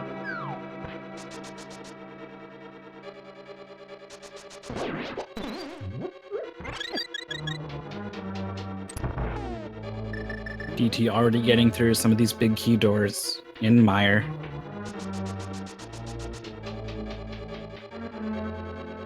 There's the block that Mysticum would love to push down. He does have the cane, so it's not really required to get pushed down, but he still has to get down there somehow. Which either requires the pegs to be down or to have the big key. Slipping and falling. Gonna wait for the fire bar.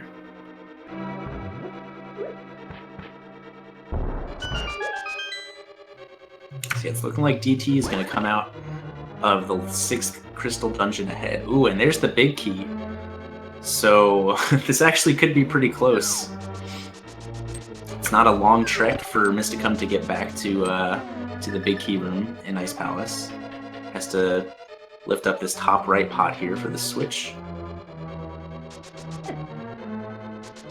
Ice physics. Wow. And then the anti-fairy. Taking the death from the anti-fairy. Luckily, he has a fairy, and there is an anti-fairy on the way to Cold Stare that he can farm for health and/or just catching the fairy. Well, that is Vitreous down for DT. That's going to be his 6th crystal. Technically, the first of these players to collect the 6th crystal. And Mysticum stopping off for some fairies. Perhaps if he knew how close this race was, he might just go for it.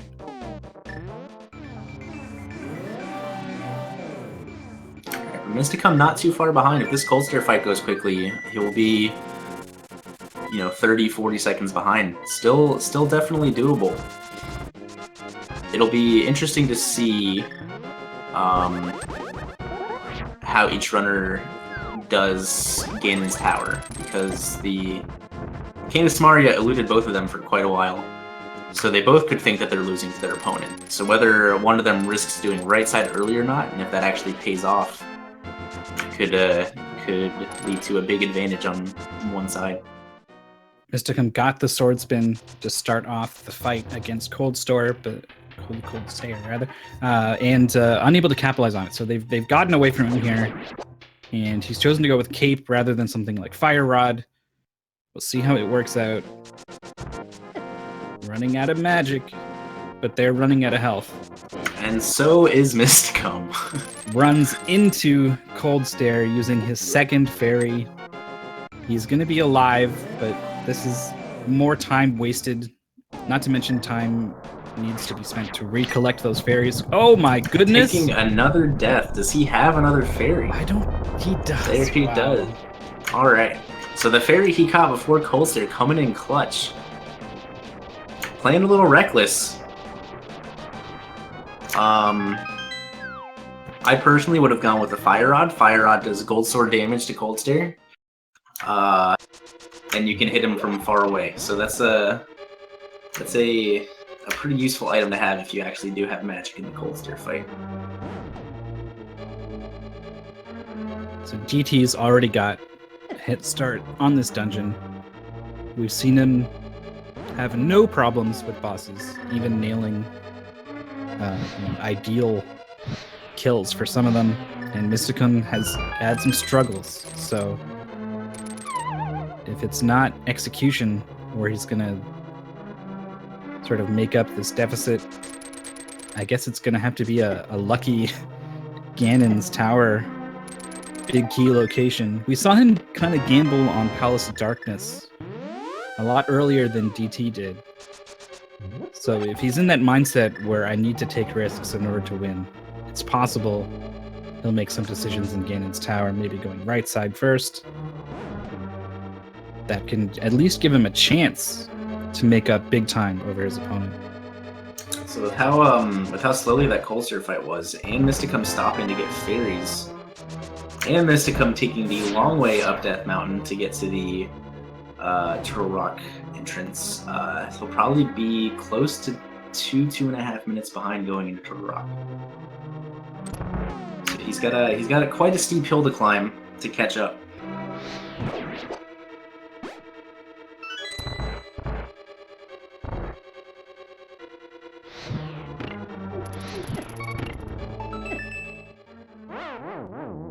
How many fairies does DT have? At least one. Mysticum jumping down the ledge for some reason. Not sure what he's doing. I think he was trying to avoid an enemy.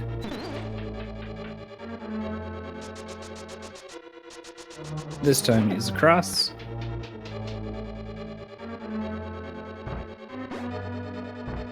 Like you said, DT is not sure he's ahead either. He took a long time to find that Cane of Samaria. He could be thinking, I gotta do everything I can to go. So if DT thinks he's behind and decides to go right side Ganon's Tower, even though he's in first, and it doesn't pay off, that could be a couple minutes that Mysticum gains back. He could also, for example, not turn those anti-fairies into fairies and go with low health, but it looks like he is going to be playing the safe play, refills all his health, and gets a fairy to boot. That's a shame, because shame for Mysticum, because a death would have caught him up quite a bit. But DT smartly getting the pokey key from that room and then leaving, not using it on that door. Already having the big key in this dungeon means the best thing that chest could have given him is a small key. And since you have to use a small key to get to that chest, there's really no point. So checking the big chests. Could have a small key. Will not be stopping to check the ROM hack room. And it is the small key, so he is all set to finish the rest of Turtle Rock.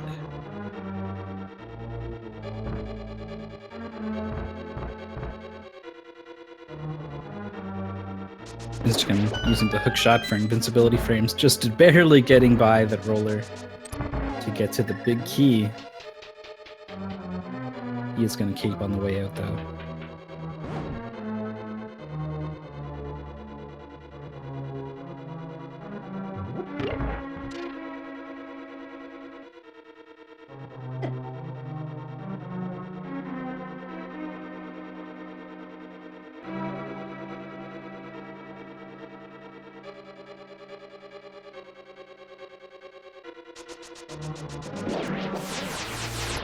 DT not going to bother with that room with 4 chests in it. Doesn't need any of them.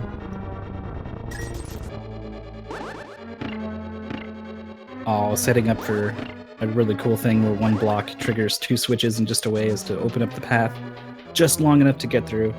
But didn't quite work out for him. Either way, he's on his way. Trinex's Mysticum. Using another fairy.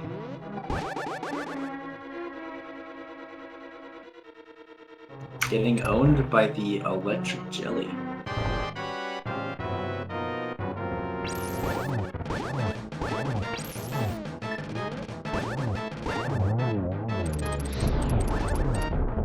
DT taking out the firehead first and switching to the fire rod before the firehead actually starts exploding. If you don't switch to the fire rod before that, you actually can't access the pause menu while it's exploding. Ooh, Mysticum taking another death in Chain Chomper, and that's the last of his fairies. So hopefully he can make it to the Poke-Key room, where he can get a couple anti-fairies pretty quickly. This Chain Chomp room is so deadly with a cape as soon as they charge at him. Gets the chest and is out of there. Is running quite low on magic. He's got to make sure that he keeps some so that he can actually get fairies. Yeah, he has been relying on those fairies. He does not want to leave himself in a situation where he doesn't. Also does need a little magic to actually create another Samaria platform. So he also has to be wary of that.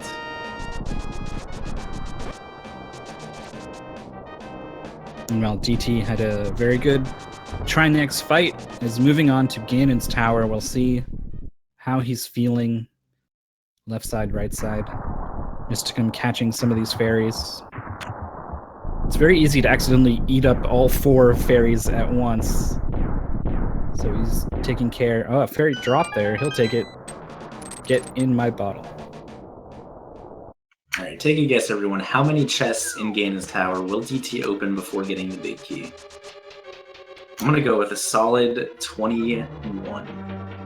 My lucky number is 19. How about 1? How about 1? Getting perfect Ganon's tower luck. Did you guys get your guesses in time? Probably not. Probably not. So, heading upstairs, you need the big key and at least 1 small key. And he got the big key in the first chest, a small key in the second chest. Can immediately go upstairs. He will have to get the mini Helmasaur key, but he is set to go.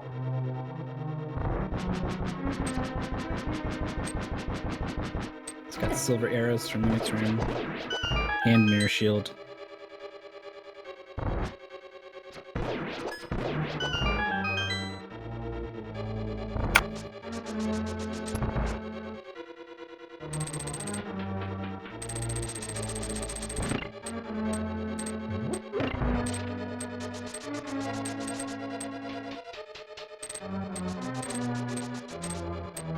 I mean, he got insanely lucky with the big key, but his execution, well, I was gonna say it's been perfect so far through Ganon's tower.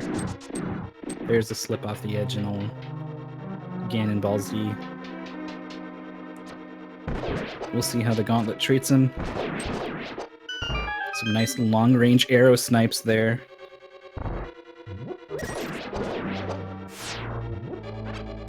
Gonna rely on these pots to take out the skeletons. Even if you have something that matches the pots for damage, the pots travel really fast and have like kind of a way bigger hitbox than you'd think.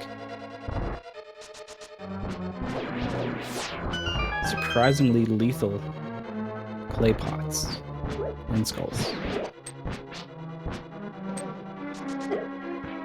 Tracking down this last Stalfos doesn't have to give him the fire rod. Switches to powder and then almost charges past the bunny beam, but he does turn around and get it in time. If it starts to move, you can no longer use the powder to turn it into a fairy. The shortest of hops from Lin Mola's too means he's not going to get the 1 cycle. And again with a short hop, ruining another cycle. Also, stopping to get the fairy from that bunny ring actually affects how quickly the land molas pop out of the sand in this fight. The longer you take in that room, the faster they pop out. So you could have all 3 land molas popping out at essentially the same time, whereas normally there's a little bit of a time interval in between all of them.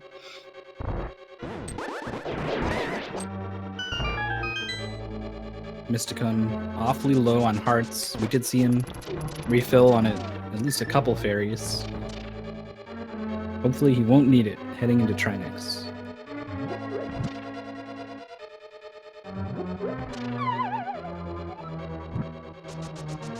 DT falling off the ledge for a quick trip back to the door. He's charging through. He's looking good on magic. He's looking good on hearts. There's one fairy for Mysticum. Also, both heads breathing fire and ice.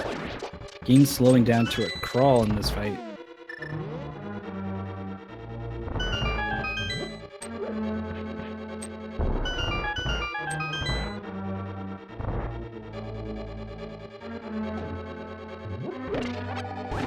Just barely dodging that head. What is that? Snipe from Trinix. His shell's supposed to blow up, but one last attack before he does. Robs Mysticum of another fairy as DT tries to deal with Moldorm, having the sword out to prevent from falling off the ledge. Very smart.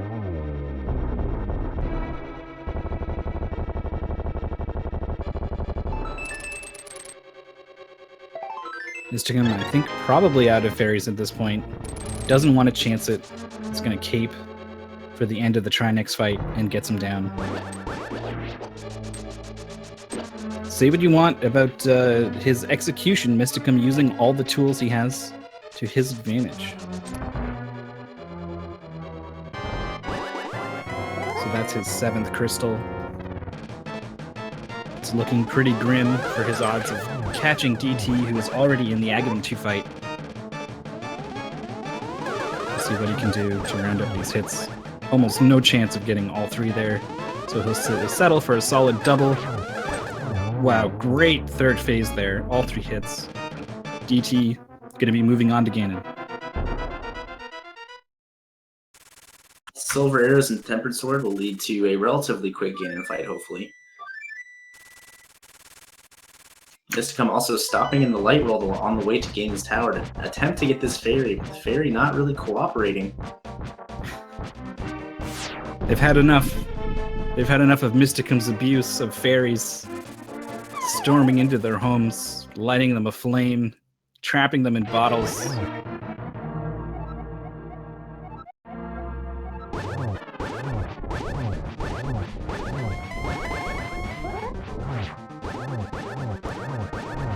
So hopefully Mysticum goes down the right side to get those 2 chests first, like you should, but we will see.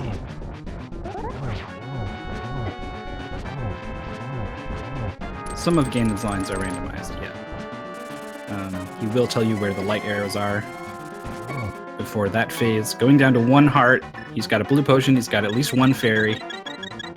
Looks like Mysticum will be getting the small key and big key right off the bat, so he can head straight up to the end of Ganon's tower. But it will be a little too late, unfortunately, as there's not too much more that can go wrong for DT. He's got fairies, he's got silver arrows, he's got half magic.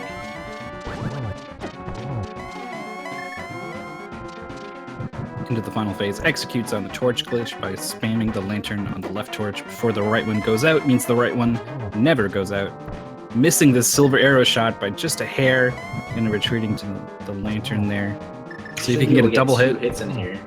Yep. There it is. So 1 more, and this should be it. GG's to DT. Absolutely. That was a great run from him. Got caught up a little bit on the Cane of Samaria, but you know what? That's really not too bad for Randomizer. It's very common to be stuck looking for 1 item and not quite finding it in the first place you look. So overall, I would say that was a better than average seed. Very, very nice to these players. DT finishing with the SRL official time of 1:49:01. Not too shabby. Correctly prioritizing the dot done in SRL versus the spacebar live split timer. It's a lot of players like to just, that's their instinct, is to just hit that spacebar when they're done. But the SRL time is what matters, not the one on screen. So I like it. DT's got his priorities straight.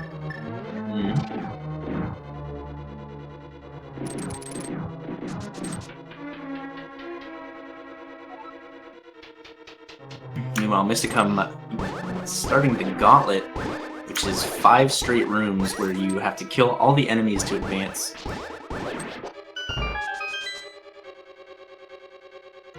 Can go pretty quick if you're good at executing and get good RNG.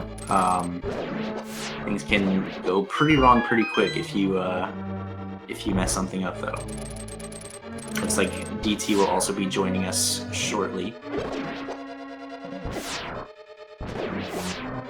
Mysticum getting bopped by these BMOSs.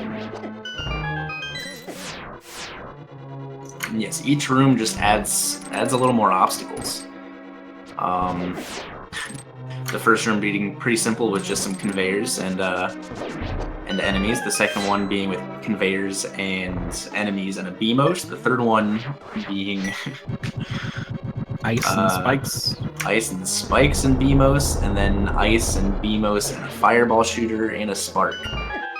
So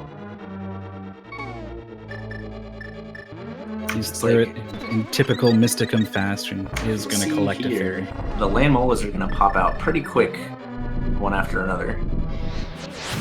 Just because he stopped to get rid of that bunny ring.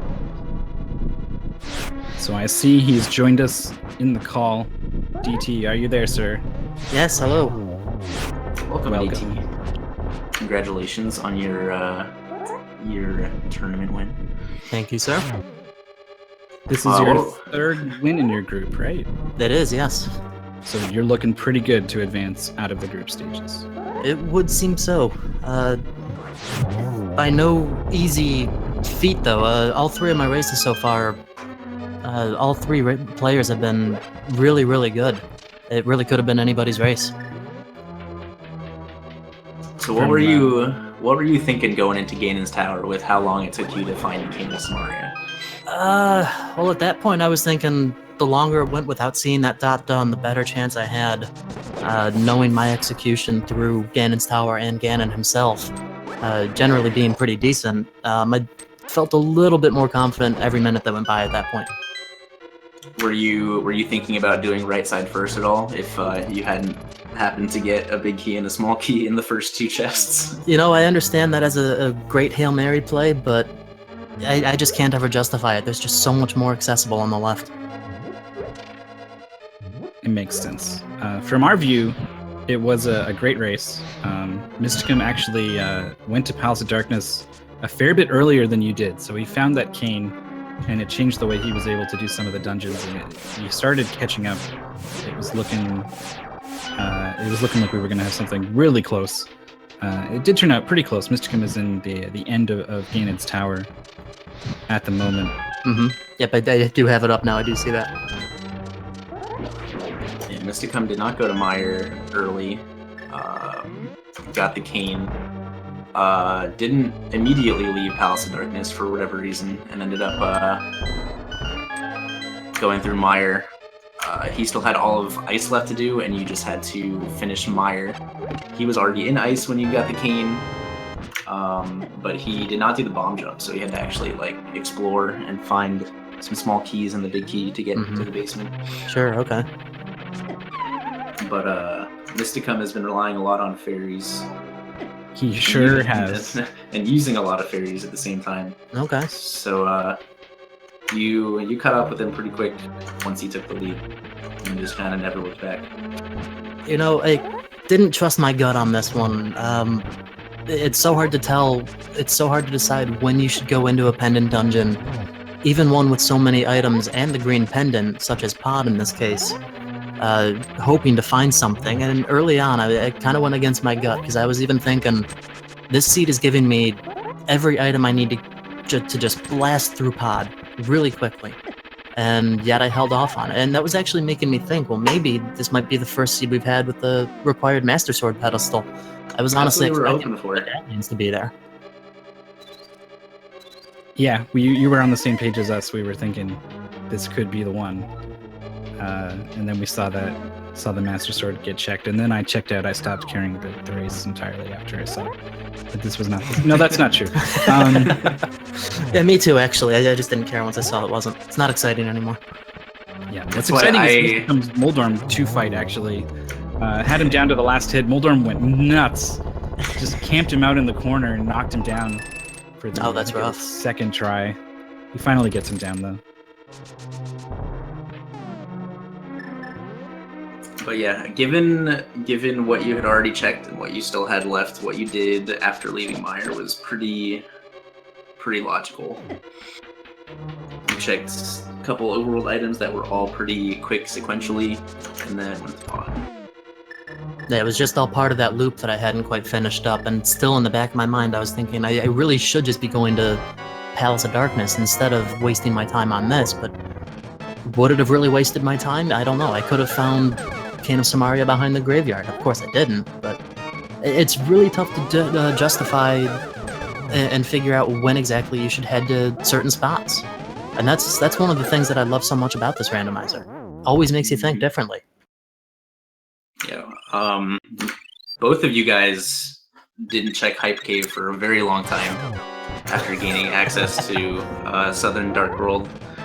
Your early decision to go to Swamp was also interesting, given how much Light World or Overworld stuff in general you had left to check. Ended up not paying off because there was absolutely nothing in Swamp. No, House. nothing this time, but we've had a couple of seeds where things have been useful there. I did a practice seed last night, and the flute happened to be in the western side of Swamp, with Meyer being required. So you just never know. Yeah. But yeah, to be perfectly honest, that first time around, I had completely forgotten about the Hype Cave there until I went back and I was considering going to get the big bomb, and then I realized, yeah, I forgot about that cave. But at the very least, I got a crystal out of it my first time through, and that's generally my thought process. Looks like Chad is saying you got 20 bonks. I completely forgot to even look, so thank you, Chad. Also had a 4:11 menu time, not too shabby. No, not at all. Thank you. What did you think when you first checked the woodcutter's item very early on? Well, that's an interesting thing, because I knew it was hookshot. I had it labeled in my notes as the hookshot, and that I needed to go back, of course. And then once I had the tempered sword and boots, for some reason I had forgotten about it. And I'm sure you noticed that I went a little bit yes. in Palace, and then I stopped really early on, fortunately, and thought, you know what am I doing? Yeah, that was definitely an interesting moment. You got boots from Zor. We're like, all right, he's gonna save and quit the Sanctuary and and go straight to get the hookshot. Head to Death Mountain, check out what's up there, and then surprised everybody, I think.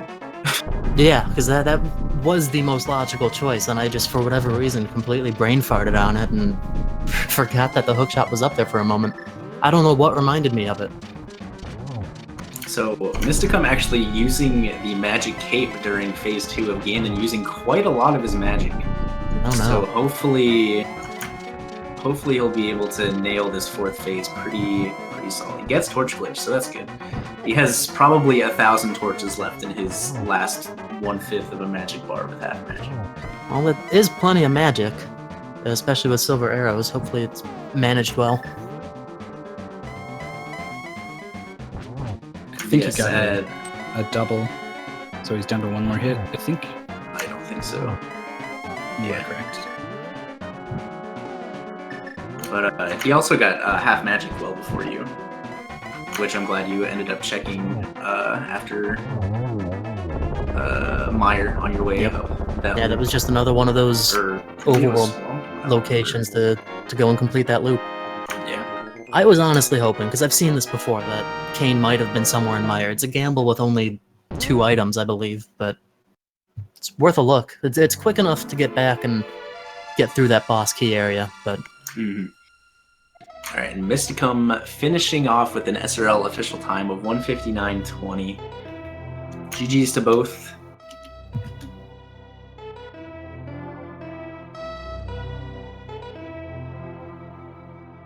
Sub 2 is always a nice time to have in a randomizer.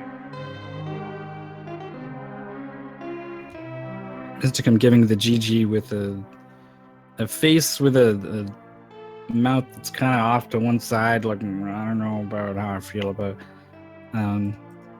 We'll see if he wants to do an interview. Maybe the face says it all. All right, he's up for it. While we wait for him to get in here, oh, he's already ready. I'll drag him in. Hello, Mysticum. Hello, how is my volume? It's pretty good.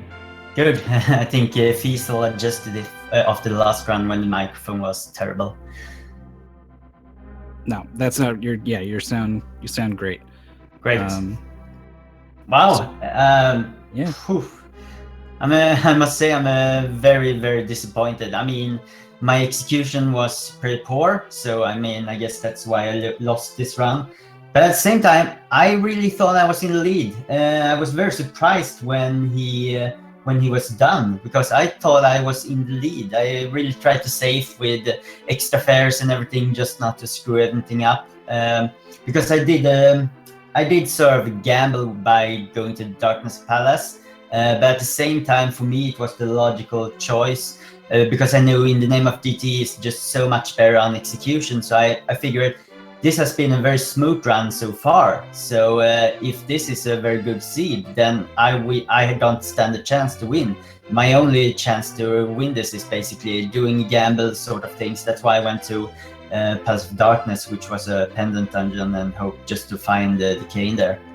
So when I did, I actually thought, now I have this, but I guess not after all. Oh, that is fantastic to hear. As a commentator, I'm always looking for when players are able to kind of make those decisions on how they play. And with Randomizer, it's tough because you have no idea where your opponent is. But not only did you, you not only correctly read the situation, but it also paid off. The cane was there in Palace of Darkness, and that gave you a big advantage.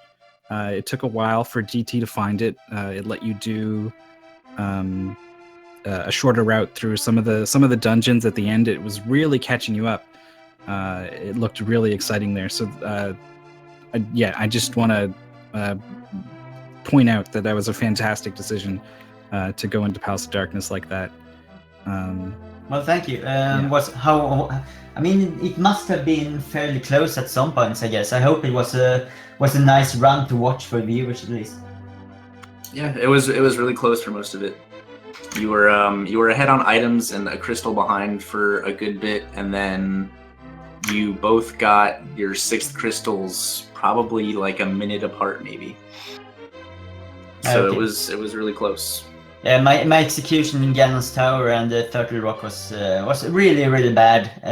I was very disappointed about it, but I was so nervous at the same time because I really wanted to win the game. I guess this means I'm basically out of the tournament, which is disappointing because last week I've been preparing a lot and doing a lot of rounds, reading a lot of strategies, setting out routes and checklists and everything. So I felt really prepared. So I was hoping I could make the group alive for just a bit longer at least. Yeah, with your 2 losses being to the people in 1st and 2nd in your group, it's not looking too good. But I mean, there's still 2 more matches to play, so you're not done with tournament life. You're probably not moving out of the group stages, but there's some matches to play. You can have some fun and show off absolutely. those skills you've learned. This tournament so far has been a blast, just both to watch and play, really, and it's been so much fun. And I hope maybe, if I'm lucky, it could be a situation like in Group A where Andy won all of his games, and basically there could be a potential 2-2 situation where everyone else goes 2-2 and there will be a deciding game. That would be very exciting to watch. So let's hope for that. But it looks like we have another race. I'm not sure if it's starting at 4:30 or 5 p.m. because there's 2 different times on 2 different calendars. But the next race will be between EODtex and KRob16 on this channel. Cool. But let me just ask, I'm very curious, what made you go into the Palace of Darkness in the name of DT? Did you run out of content, or did you just decide to enough is enough? Yeah, that was basically it, actually. I had gotten through Meyer, was hoping to find it in there. Of course, it wasn't there. And I thought early on maybe I should go and check the Palace of Darkness, just because we literally had all of the items for it super fast. Yeah. And I might actually point out for everybody, always remember to check the Ether tab. This is my second race in a row where the hammer has been there. So, always a good thing to keep that in mind. But yeah, at the end of it, I just ran out of locations to check. For some reason, it was in the back of my mind, tons of places, tons of items there. But I just didn't go until the very end. And once I found it, I was like, okay, let's go. That's all I needed. Yeah, I also got a bit lucky. I felt like I got a bit lucky when I went to the Tower of Hera, and I got the hammer, and I went in and I got the Moon Pearl, because I did have some location I could have checked. I have a checklist, so I knew there was some location I could still check, but going back and forth just to pick up single items, I wasn't too big of a fan of that. So I knew I had to make a gamble, because I've seen In the Name of DT play, and the execution is very, very good, high level. So I knew I had to take some shots to have a chance here. I appreciate the compliment. Thank you. You did well. Yeah, thanks. There's no doubt. I mean, it was a good. It was it 10 minutes? So, but I mean that includes my gamble that actually paid off. But yeah, I hope I can continue to play. And Jogi and Bad Moon Sayers are also good players. But I definitely think it's an open race. I still have a shot to win some games in tournament. Absolutely. I think you got a good shot. And once this tournament's over, the randomizer doesn't stop. Hit me up. I'll race you anytime, man. It's all good fun for me. Yeah, thanks. And I will, before this randomizer tournament, I was actually going to practice no major glitches run. So it's a good practice to just get better in execution in every bosses and rooms and stuff like that. So sure. I'm always open to chat about it too, if you have any questions or anything. Yeah, thank you very much. You've been very people in the community has been fantastic, very kindly, and it's you can just chat up with anybody, and people are often willing to do races even outside the tournament. So it's been a fantastic time, and I'm so hooked. All I think of during the days and during the nights are Zelda runs. Awesome. That sounds like the perfect note to end this interview on, and to end this broadcast on. Unfortunately, there might be a race at 5 between K-Rob and Yodi, like we said. But it might be up in the air. Apparently, K-Rob has been pretty swamped with work, so we don't know if it's actually going to happen. If that's not the case, there's another race on this channel at 7 p.m. Eastern between Alucard and Death Futon. Yep. So if you really, really, really want to see Randomizer, check in about 45 minutes, and we might have a race for you. But if not, come back in 2 hours and 45 minutes. We will for sure have a race for you. And if you don't feel like camping around a Twitch channel, you can follow us on Twitter. We have a Twitter at Speed Gaming Show. I think I can type this. Is that a thing? I think we got rid of that. So it's twitter.com/speedgamingshow, I guess is how you do that. Nice. I actually didn't know you guys had a Twitter. Good to know. And if so you can follow that, and we'll tweet out whether or not this match is happening at 5.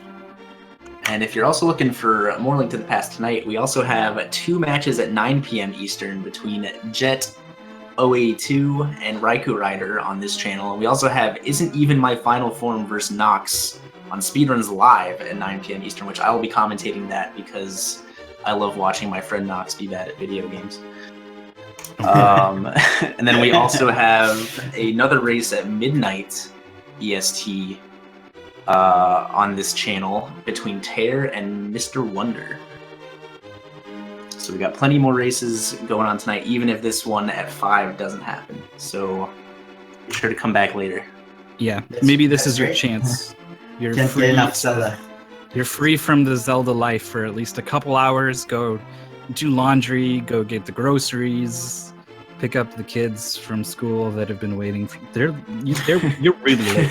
They're like, the teachers are going to be upset. School's been over for hours. So yeah, do those things and then come back. Maybe 5, maybe 7. We'll see you then. Goodbye, everyone. Goodbye. Thanks. Adios.